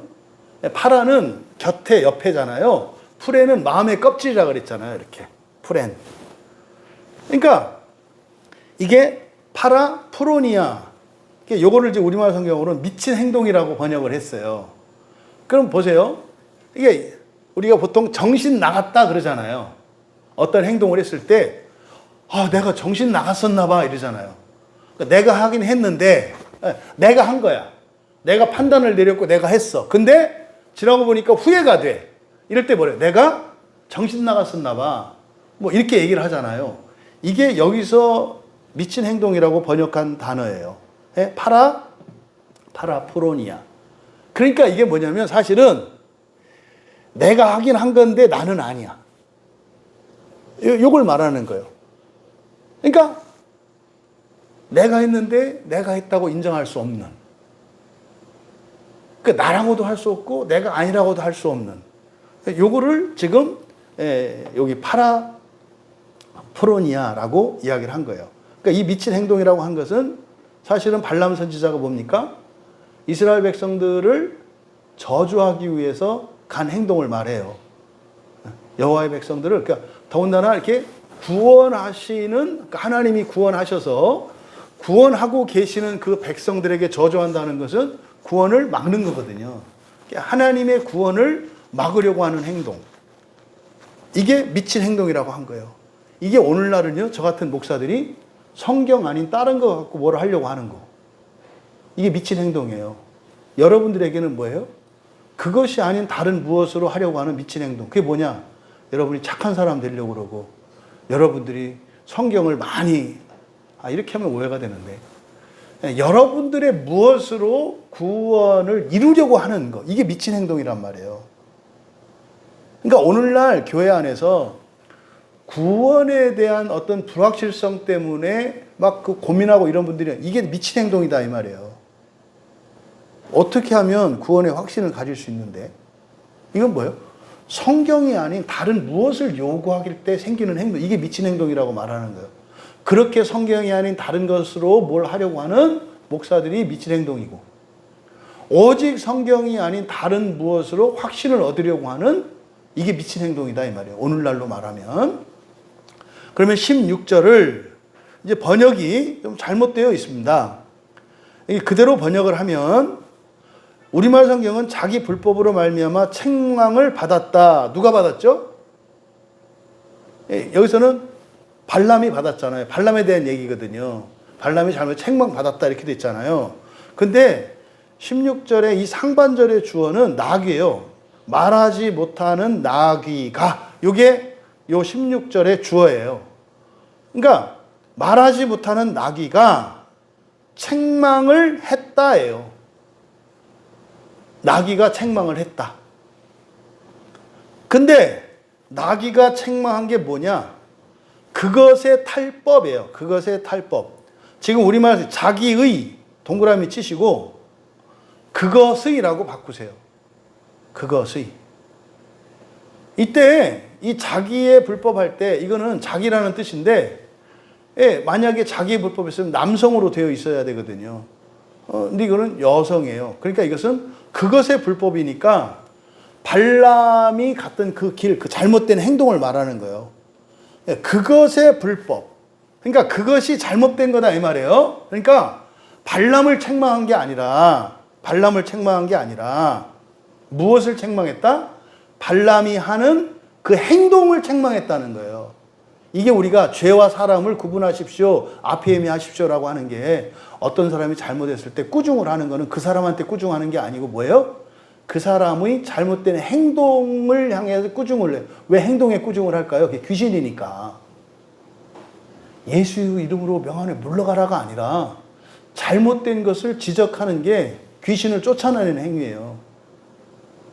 그 여러분 뭐 그런 영화 많이 보신 분들은 알잖아요. 귀신 쫓아낼 때 뭐요? 네 이름이 뭐냐? 그래서 뭐 너 루시퍼지? 내 이름을 얘기하지 마! 뭐 이렇게. 그 이름이 무슨 이름이 있는 게 아니라 그래도 천사 이름을 또 알라고 동반하는 사람. 그게 아니라 그 이름이 죄의 정체를 드러내는 거예요. 죄의 정체를 드러냈을 때 그게 쫓겨가는 거거든요. 그래서 여기서 그대로 직역하면 그러나 말 못하는 나귀가 그것의 탈법을 책망했다예요. 그것의 탈법의 책망을 했다. 그대로 직역하면 그것의 탈법의 책망을 했다. 그것은 발람이 갔던 길이에요. 발람이 했던 그 행동을 말하는 거예요. 그게 뭐였어요? 탈법이었어요. 그거를 책망했다고요. 누가? 나귀가. 나귀가 발람을 책망한 게 아니라 발람의 그 행동이 잘못된 것임을 책망했다고 말하는 거예요. 그럼 여기서 우리말 성경으로는 불법이라고 되어 있거든요. 여기도 파라라고 하는 전치사가 쓰여요. 그러니까 지금 파라라고 하는 전치사가 계속 사용되고 있는 걸 우리가 알 수 있어요. 그러니까 이거는 파라는요 완전히 먼 게 아니에요. 다른 게 아니에요. 그러니까 지금 여기서 다루고 있는 불법이나 이거는 말입니다. 예배를 드리지 않는다든지 예수를 부인한다든지 이런 게 아니에요. 이게 아니라 뭐예요? 바로 옆에 있는 거예요. 옆에 있는 거. 이 거짓 선생들은 다른 종교인이거나 교회 밖에 있는 사람들이 아니라 어디에 있다고 그랬어요? 교회 안에 있다고요. 예배 자리 안에 있다고요. 안에 있는데 안에 있는 게 아니야. 이걸 뭘로 나타내요? 파라로 나타낸다고. 요 안에 있는데 물과 기름처럼 섞이지 않아.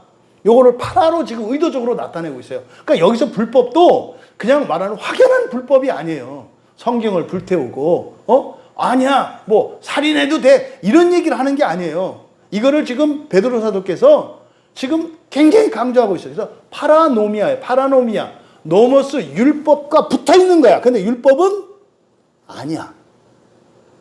파라노미아. 그러니까 율법은 율법 같은데 아니야.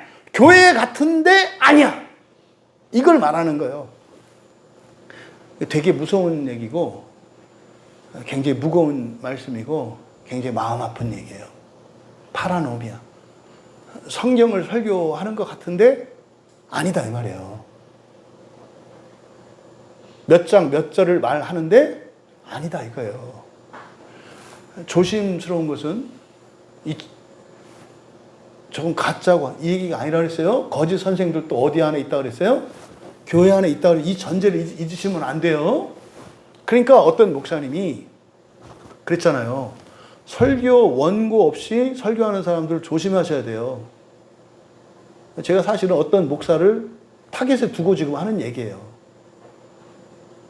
성경 들고 나와서 이렇게 설교하거든요. 두 부류가 있어요.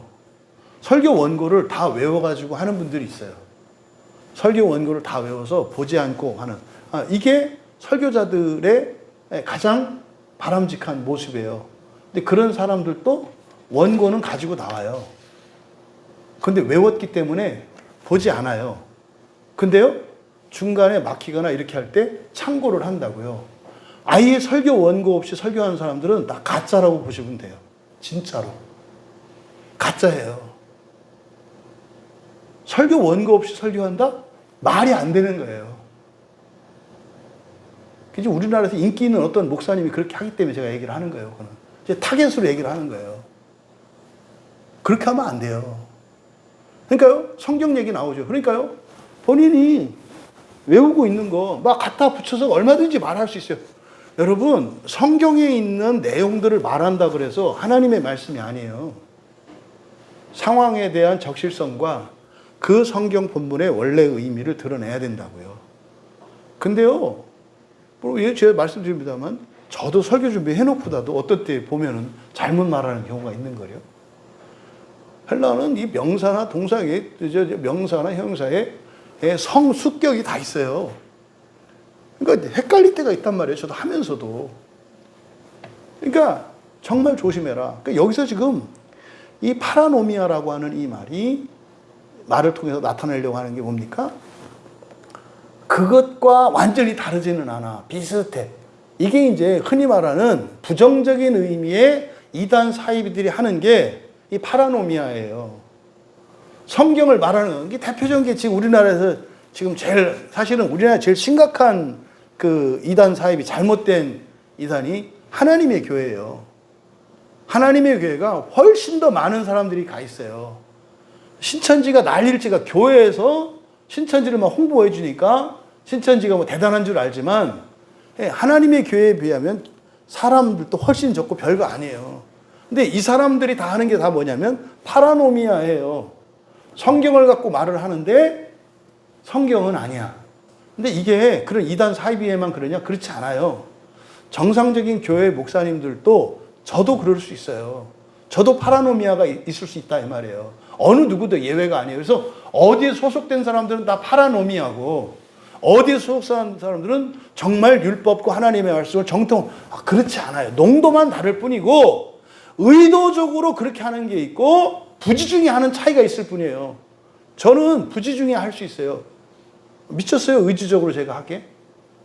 부지중에 하는 것은 저의 허물이어서 또 다른 문제거든요. 그러니까 여기서도 지금 그것의 불법이라고 하는 그 탈법, 이걸 불법이라고 하지 말고 탈법이라고 해라. 탈법. 그것의 탈법. 이게 성경에 딱 한 번 사용되는 말이에요. 그것의 탈법의 책망을 했다. 곧 사람의 목소리로 선지자의 미친 행동, 이것이 바로 뭐예요? 그것이에요. 선지자의 미친 행동을 저지하였다. 그러니까 지금 16절에서 말씀하는 건 그겁니다. 원래 말하지 못하는 나귀가 발람 선지자가 잘못하는 것을 그것이 잘못이라는 것, 그 잘못에 대해서 책망을 했다는 거예요. 이건 영적인 의미가 있어요.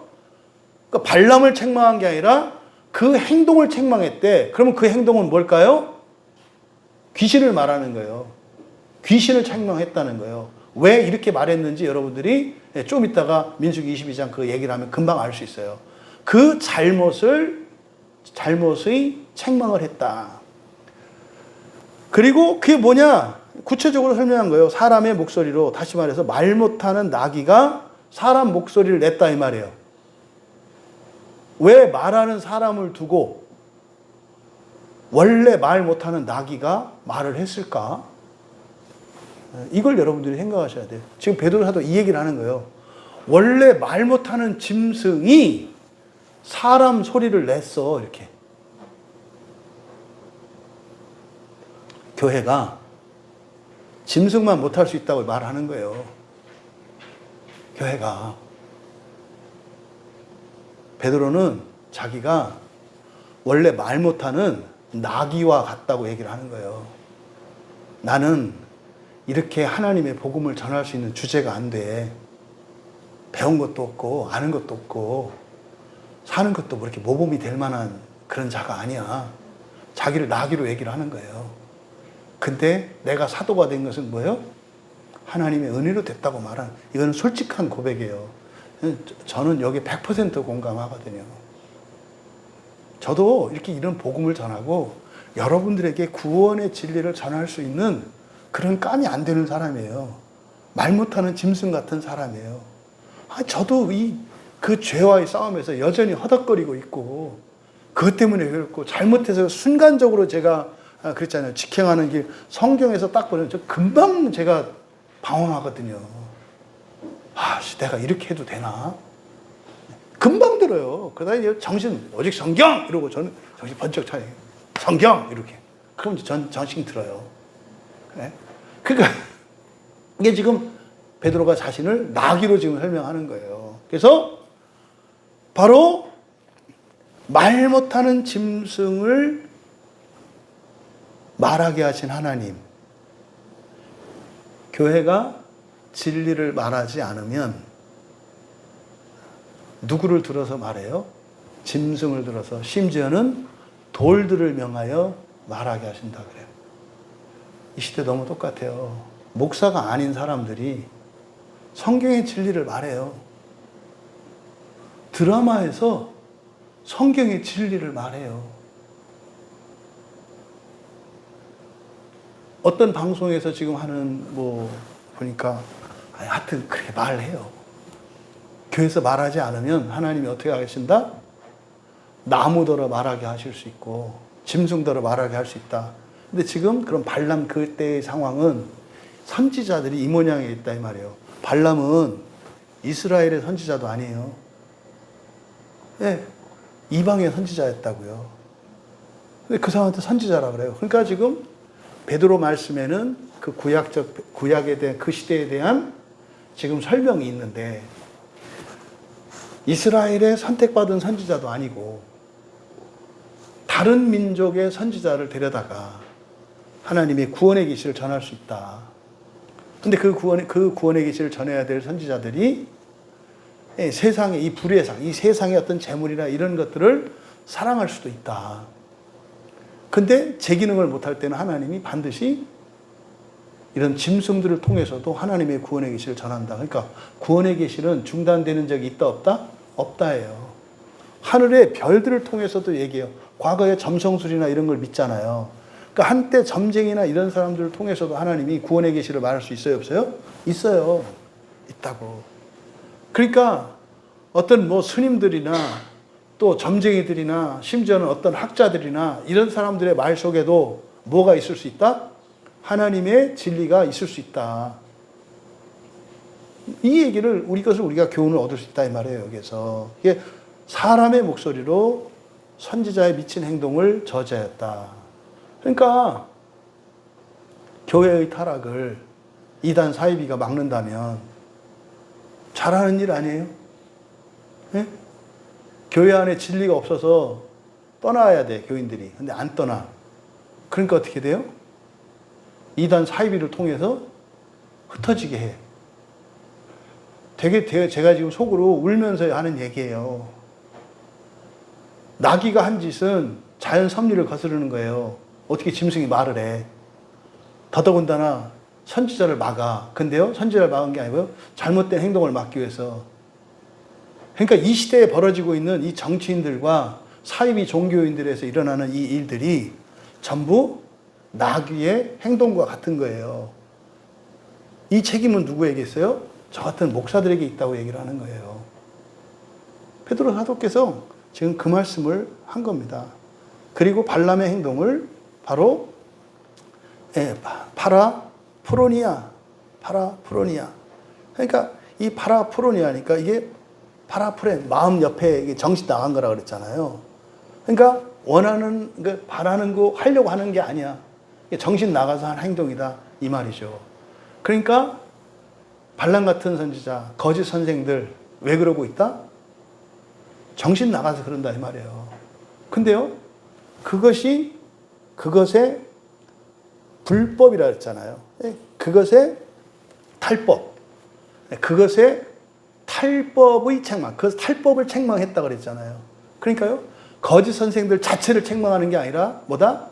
그들의 그 잘못을 책망했다. 이게 뭐다? 영적인 얘기를 하는 거예요. 그 귀신을 책망하는 거예요. 쫓아내려고. 그럼 거짓 선생들이 어떻게 돼야 돼요? 정신 차리고 돌아와야 되는 거잖아요.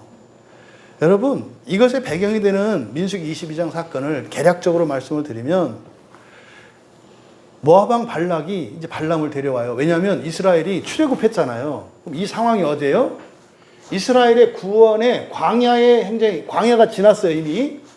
본격적인 구원이 이제 가나안 땅에 들어가기 전이지만 광야 생활은 이미 끝났어요. 그러니까 광야의 끝이고 사실은 그 가나안의 전 단계, 이게 천년왕국에 해당하는 그 기간이거든요. 요단강 동편에서 진치고 있을 때는요, 요게 천년왕국의 상태예요. 광야 생활 아니에요. 그 이전에 광야가 끝나요. 그러니까 그 앞에서 모압 땅에서 진치고 있을 당시가 종말에는 천년왕국의 시대예요. 그러니까 가나안 땅이 새하늘과 새 땅이라면 요단강 바로 앞에 있는 요 상태. 그러니까 가나안과 광야가 겹쳐 있는 요 상황이거든요. 요 때가 민수기 22장의 요 사건이에요. 그러니까 이 발라 왕이 발람을 데려와요. 왜? 겁먹었어요. 왜? 이스라엘 백성들이 홍해를 가르고 막 여호와께서 해와 달을 멈추고 막 했던 이 얘기를. 그러니까 이놈들이 만약에 이 나라를 먹기로 작정하면은 왕권도 뺏기고 다 나라를 뺏기게 되고 겁먹었어요. 그래서 어떻게 해요? 저주를 하라고 발람을 데려오는 거예요. 그래서 장로들하고 사람들 보내요. 예물을 보내서. 근데요, 이제 이 발람이 이게 선지자니까 기도한다고요. 하나님 이제 갈까요, 말까요? 야, 엉뚱한 생각 가지도 마. 쫓아보내. 거기는 내가 구원하는 내 백성인데 네가 저주하는데 무슨 소용이 있겠으며 그럼 네가 그럼 나한테 저주하겠다는 거야? 안 돼. 그래가지고 얘기를 해요. 안 된다. 가당치도 않은 하나님이 지금 구원하시는데 그 하나님이 구원하시는 백성들을 향해서 저주하라는 게 말이 되냐? 가르쳐 돌려보내요. 갔더니 발락왕이 왔잖아요. 그러니까 어떻게 했냐면 더 높은 사람들, 더 많은 사람들, 더 많은 재물을 줘서 다시 보내요. 가지고 보냅니다. 아, 우리 왕께서 이렇게 하니까 제발 좀 와주십시오. 그러니까 발락이 또 이 발람 선지자가 또 기도해요. 기도했더니 그때 하나님이 허락이 떨어져요. 이게 신학적으로 문제가 돼요. 왜냐하면 여러분들이 이 성경 읽어보시면 발람은 엘로힘 하나님이죠. 엘로힘 하나님이 가라고 해서 왔거든요. 가라고 해서 왔어요. 그런데 나중에 가면 뭐라 그러면 그것 때문에 여호와께서 진노했다 그래요. 아니 가라고 해서 갔는데 왜 진노하고 지랄이야? 안 그래요? 그래서 여호와의 사자가 와서 죽이려고 그래요. 가라고 그래서 왔는데. 근데 여러분들은 이제 이해되죠. 엘로힘이라는 말은 여호와 하나님을 뜻하지 않아요. 엘로힘에는 사탄도 포함이 돼요. 그러니까 발람이 가라고 하는 그 계시를 주었던 엘로힘이 누구였어요? 여호와의 사자가 아니에요. 근데 그것도 엘로힘이라고요. 그때 발람이 그 계시를 받은 건 뭐겠어요? 바울 사도께서 그걸 설명한 거예요.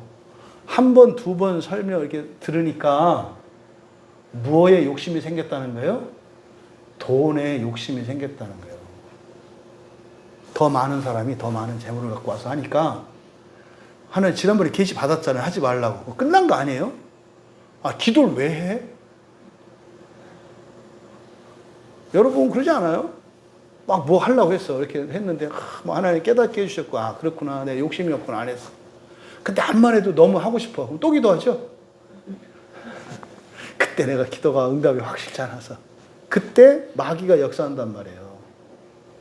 마귀가 역사한다고. 그러니까 어때요? 돈이 너무 커서 그러니까 그때 마귀가 딱 와요. 가. 그걸 응답으로 받았어요. 그래서 따라간다고요. 근데 마귀도 하나님의 종이죠. 그러니까 거짓말은 못해요. 그래서 말을 해요. 조건을 단다고. 내가 하는 말만 해라. 가라. 그런데 내가 하는 말만 해라. 마귀는 하나님이 하지 않으신 말을 할 수 없어요. 근데요, 그러니까 마귀 입장에서는 대답이 있죠? 마귀 입장에서는 핑계거리가 있어요. 내가 딴 말을 안 했어요, 하나님. 그런데 발람이 기도할 때는 어떤 상태였어요? 하나님의 계시를 듣고 싶은 게 아니라 내 뜻대로 하나님이 해주기를 원하는 상태였죠. 그때 마귀가 올 수 있어요. 그때 마귀가 얘기를 하면 내가 하는 말만 해라에 귀가 들어오는 게 아니라 가라에 귀가 열려요. 무슨 말인지 아시겠죠? 이 귀신이 가도 돼. 근데 하나님 말씀만 따르면 돼. 하나님 말씀만 하면 돼. 이 얘기를 한 거예요. 여러분, 여기서도 유혹받는 발람이 거기에 가서 하나님의 말씀만 하는 게 쉽겠어요? 더 어렵죠. 이미 두 번째 기도한 거는요, 하나님 말을 안 들은 거예요. 한 번 가지 말라고 그랬으면 안 가는 걸 끝내야 돼요. 또 기도하잖아. 그러면요, 다음번에 갔다 또 오면 언젠가는 갈 거예요. 이거를 베드로 사도께서 뭐예요? 불의의 삭슬 사랑했다라고 얘기를 한 거예요. 그래서 어쨌든 따라갑니다. 따라갔더니 어떻게 일어나요? 그때 이제 하나님이 진노하신다고. 민수기 22장 22절에 보면은 발람이 감으로 말미암아 진노하셨다. 그러니까 이게 충돌이 일어나요. 근데 우리는 쉽게 이해할 수 있어요. 엘로힘은 여호와 하나님을 의미하는 게 아니라 천사와 모든 걸 다 포함하는 거다. 여러분들도 엘로힘이라니까요. 말씀을 받은 자들 너희들이 하나님의 아들들이다, 신들이다. 엘로힘이라니까요. 그러니까 엘로힘에는 다 포함되는 거예요. 그러면은 이게 어렵지 않게 이해되잖아요. 근데요, 문제가 돼요. 그냥 똑같이 생각하니까. 엘로힘을 여호와 똑같이 생각하니까 바로 앞에서 가라고 해서 했는데 이렇게. 그러니까요, 그런 거는 설교하겠어요, 안 하겠어요? 안 해요. 말이 안 되니까. 그러니까 이게 지금 엘로힘과 여호와 그 신 하나님에 대한 계시, 그 천사에 대한 계시가 들어가 있는 거잖아요. 그래서 간 그것 때문에. 그러니까 발람은 내가 하는 말만 해라는 말을 듣고 간 게 아니라 뭐예요? 가지 말라고 하는데 관계된 거라고. 그때 여호와의 사자가 나타나요. 이제 발람이 가는데, 근데요, 문제는 발람에게는 안 보여. 그러니까 하나님이 어떻게 해요? 나귀의 눈을, 나귀가 그걸 보게 했어요. 나귀가 보니까 여호와의 사자가 칼을 들고 서 있어. 그러니까 주인이 죽게 생겼거든. 그러니까 안 가요. 그래서 길을 벗어나서 밭으로 가려고 한다고 그래요. 그러니까 발람이 채찍으로 때려요. 근데요, 충성스러운 나귀가 주인이 죽는데 글로 가겠어요? 안 가지. 근데 때리니까 갈 수는 없어. 그래가지고 어떻게 해요? 벽에다가 들이민다고요, 발을. 올라탔잖아요. 그러니까 안 가려고 벽에다가 이렇게 민 거예요. 그러니까 발이 낄 거 아니에요, 사이에. 그러니까 또 때려요. 그래서 나귀가 주저앉아 버려요.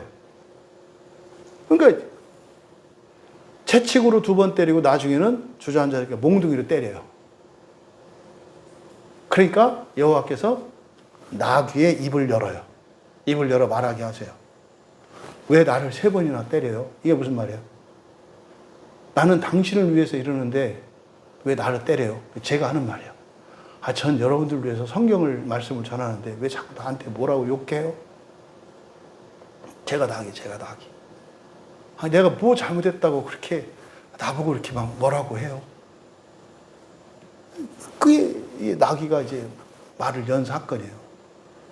그때 이제 비로소 발람이 깨닫죠. 그래서 발람의 눈이 뜨이고, 그래서 여호와의 사자가 선 거를 봐요. 그리고 그때 회개한 거예요. 내가 미쳤구나. 가지 말라고 했는데 그걸 또 기도한 거는 내가 이미 가고 싶었고. 왜? 불의의 그 돈을, 그 선물을 보고 눈이 뒤집혀서 간 거였구나. 그때 여호와의 사자, 하나님의 인격성이 나타나요. 여호와의 사자가 그래요. 똑같은 말을 해요. 앞에서 엘로힘이 했던, 마귀가 했던 말을. 가라, 이제. 근데 내가 너에게 하는 말만 해라. 그러니까 뭐예요? 초점이 바뀐 거예요. 처음에는 가라에 눈이 멀어서 미친 행동을 한 거예요. 정신 나간 거였고. 파라프론이에요, 이게. 근데 그 일을 겪고 나서 여호와의 사자를 통해서 뭐예요? 내가 큰일 났구나. 하나님 말씀을 해야 그게 뭡니까? 처음에 출발하지 말았어야 됐구나를 알았죠? 근데 이미 출발했잖아요. 그러니까 또 가게 해주신다고. 그럼 뭐겠어요? 그 재물 너 줄게 하잖아요. 가면 재물 받는 거 아니에요? 근데 그것도 또 챙겨주신다고, 하나님이. 진짜 우리 하나님 보면 너무해. 그것도 뭘 또 챙겨주냐고 돌리키지. 근데 그건 뭐겠어요? 발람이 진짜로 회개했는지 알려면 거기에 가봐야 돼. 이미 발람은 범죄했어요. 말 안 들었잖아요. 회개했는지 안 회개했는지. 그럼 가서 뭐 해야 돼요? 하나님 말씀만 해야지. 그래야 회개한 거지. 그러면 가지 않은 거하고 똑같게 된 거예요. 근데 불순종하고 갔잖아. 그거라도 회개했으면 발락이 보냈던 선물은 받은 거잖아. 죄를 범함으로써 회개하니까 은혜가 더 임했네. 지금 제 설명 이해되시죠? 그래서 23장과 24장에 가면 진짜로 발람이 회개했다는 걸 알게 돼요. 가서 이스라엘을 저주하지 않아요. 저주하라고 하면 가서 축복을 해요. 그래서 발락이 손들어요. 그러니까 그 민수기 22, 23, 24는 이방 선지자였던 발람이 범죄하고 회개하는 내용을 담은 거예요. 지금 왜 베드로 사도가 이 말씀을 할까요? 자기는 누구예요? 나귀죠. 그러면 그들은 누구예요? 지금 발람이라고 그랬잖아요. 그럼 나귀를 통해서 여호와 하나님이 뭐 하셨어요? 발람을 회개하게 하셨죠. 베드로 사도가 지금 이 말을 하는 목적은 뭐라는 거예요? 이해되세요? 거짓 선생들은 내쫓아라가 아니에요. 내가 이 말을 하는 목적은 뭐다? 그들이 회개하고 돌이키기를 바라는 거다. 교인들에게 이 교회 목사님이 잘못됐고 저 교회 목사님이 잘못됐고, 목사님이 잘못된 게 아니라 뭐요? 그분들의 설교와 그분들의 목회가 잘못됐다고 말을 하는 거예요. 이런 얘기를 할 때, 지난번에 그랬잖아요. 이런 얘기를 들으니까 자꾸 다른 교회 목사님들에 대한 미움이 생겨요. 다른 교회와 우리 가르는 것처럼. 이거에 대한 베드로 사도의 말씀이에요. 가르는 게 아니라 그들이 회개하고 돌이켜서 오히려 이전의 잘못 때문에 더 큰 복을 받고 하나님의 선물을 받게 하려는 것이다. 이게 지금 베드로 사도께서 말씀하시는 내용이에요. 여기 보면은 무서운 얘기들 계속 가짜다, 아니다, 틀렸다, 지옥 간다 여기도 있잖아요. 그거는 이렇게 직행하는 길에서 벗어나면 지옥 가는 길이다. 이건 뭐예요? 영원히 목적은 뭐예요? 회개하여 돌이키게 하고자 하는 목적인 것을 여기 15절과 16절의 말씀을 드리는 거예요. 여러분, 이 시대가 어쩌면 다른 구원의 수단이 필요한 시대가 아닐까 하는 생각이 들어요. 하지만 교회가 사명을 회복한다면 그럴 필요 없겠죠. 짐승이 다시 말할 필요가 없겠죠. 교회가 교회의 사명을 감당할 수 있게 되기를 바랍니다. 그런데 그 진리를 전하는 그 역할은 나귀와 같은 역할이라는 거예요. 자격 없는 자가 하는 것 같은 그런 상황에 처하게 된다는 거예요. 그것 때문에 어떻게 돼요? 매도 맞고 위협도 목숨도 잃을 수 있는 그런 일이 일어난다는 거예요. 근데 그렇게 함으로써 발람 선지자가 회개할 수만 있다면 기꺼이 매 맞고 너의 목숨도 내줄 수 있기를 바란다. 왜? 그게 그런 거짓 선생들도 구원하는 길이니까. 그리고 이 말씀에는 베드로 사도의 간절한 기도가 담겨 있는 거죠. 주여, 내 눈을 열어주신 것처럼 저들의 눈도 열어주십시오. 나귀의 눈을 열어 발람을 회개시키셨던 것처럼 제가 나귀와 같이 박해를 받고 핍박받고 이래도 괜찮으니까 정말 이 시대에 거짓 선생들의 눈을 열어서 주의 진리를 보게 하시고 그들로 하여 오직 한 길, 그리스도께서 내어주시는 직행하는 길로 인도하게 하옵소서. 이 베드로 사도의 이 짧은 이 두 구절, 발람 선지자의 이 사건을 기록함으로써 그 민수기 22장, 23장, 24장에 있는 그 성경의 의미가 되게 감동이 있는 말씀으로 우리에게 와요. 한편으로는 그 말씀을 가지고 살아가야 우리에게는 되게 무거운 말씀으로 와요. 그런데 그 길이 맞다. 우리가 나귀와 같은 그 길을 감당하자. 그러면 나귀와 같은 우리가 어려움을 당할 때 그것 때문에 불쌍히 여기셔서 발람 선지자의 눈을 열어주시더라. 우리가 매맞고 고난당함으로 이 세상에 거짓을 증거하는 자들이 회개하고 돌이킬 수 있다면, 여러분, 우리가 전도하고 이런 거 중요합니다만 지금 우리나라에 있는 잘못된 교리를 따르고 있는 신천지 이만희가 회개하고 그동안 제가 했던 건 사기꾼이었습니다. 사실은 저도 신앙생활 잘 하려고 왔었는데 잘못 꼬여서 어쩌다 오다 보니까 이 지경이 됐습니다. 여러분, 나에게 돌을 던져 나를 죽이십시오. 내가 정말 그동안 했던 거 다 거짓말입니다. 근데 예수님은 정말 살아 계십니다.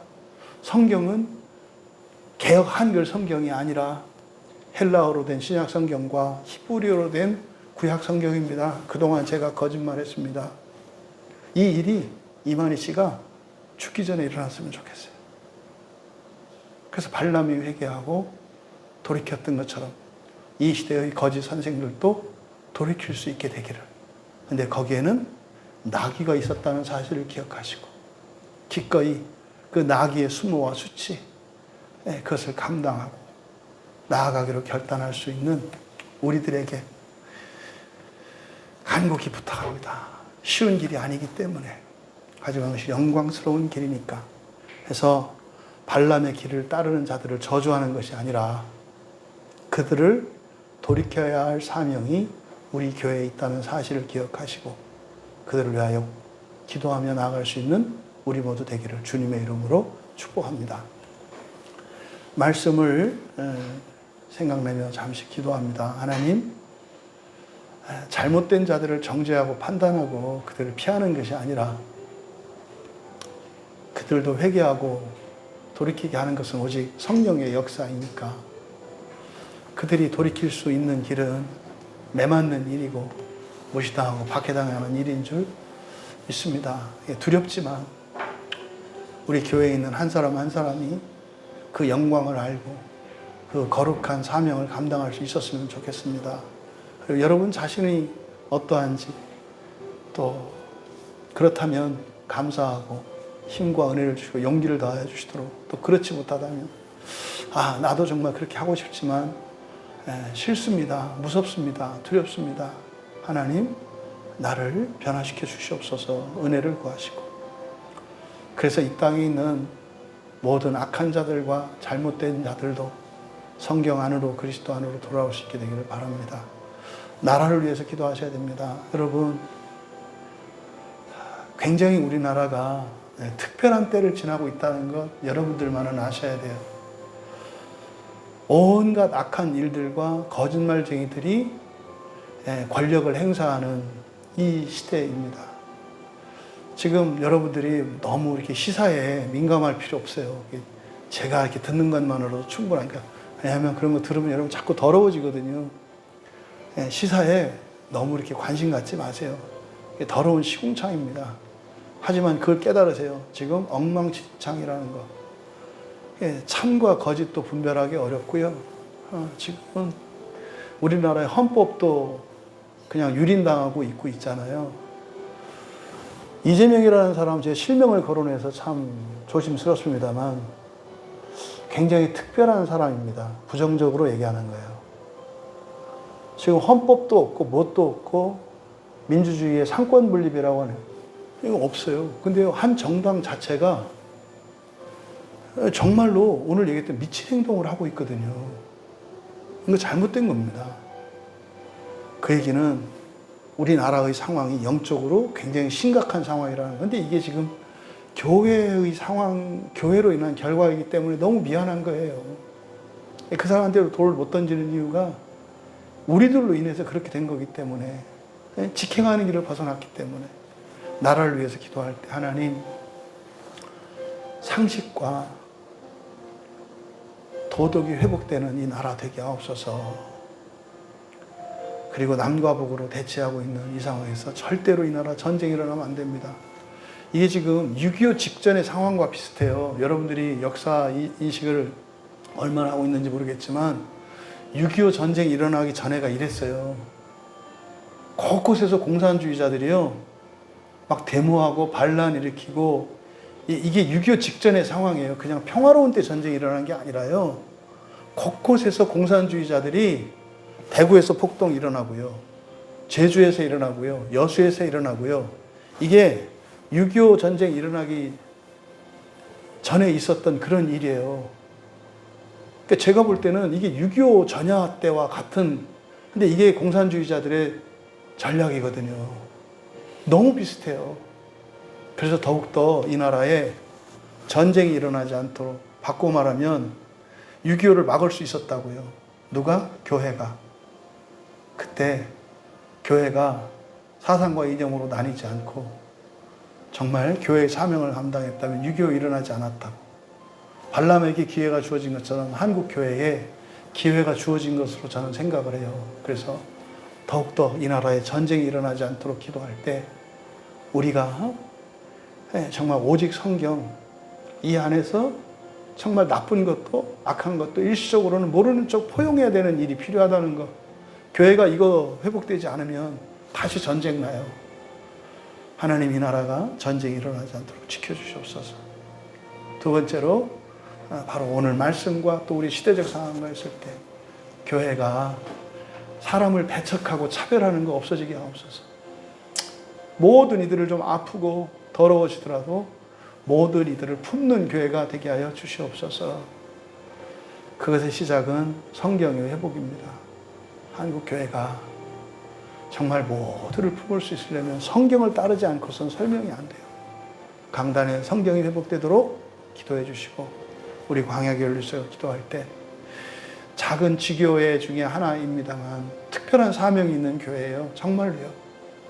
예, 이 시대적 사명과 이 나라, 국민, 이 민족적인 사명, 더 나아가 성경의 사명을 붙들고 있어요. 이 작은 교회에 우리와 같이 이렇게 초라한 교회가 하나님, 어린 다윗도 골리앗을 넘겨뜨리는 하나님의 구원의 도구로 쓰셨던 것처럼 우리 광야교회도 이 시대의 거인과 같은 세상의 악을 물리치는 구원의 도구로 사용하여 주시옵소서.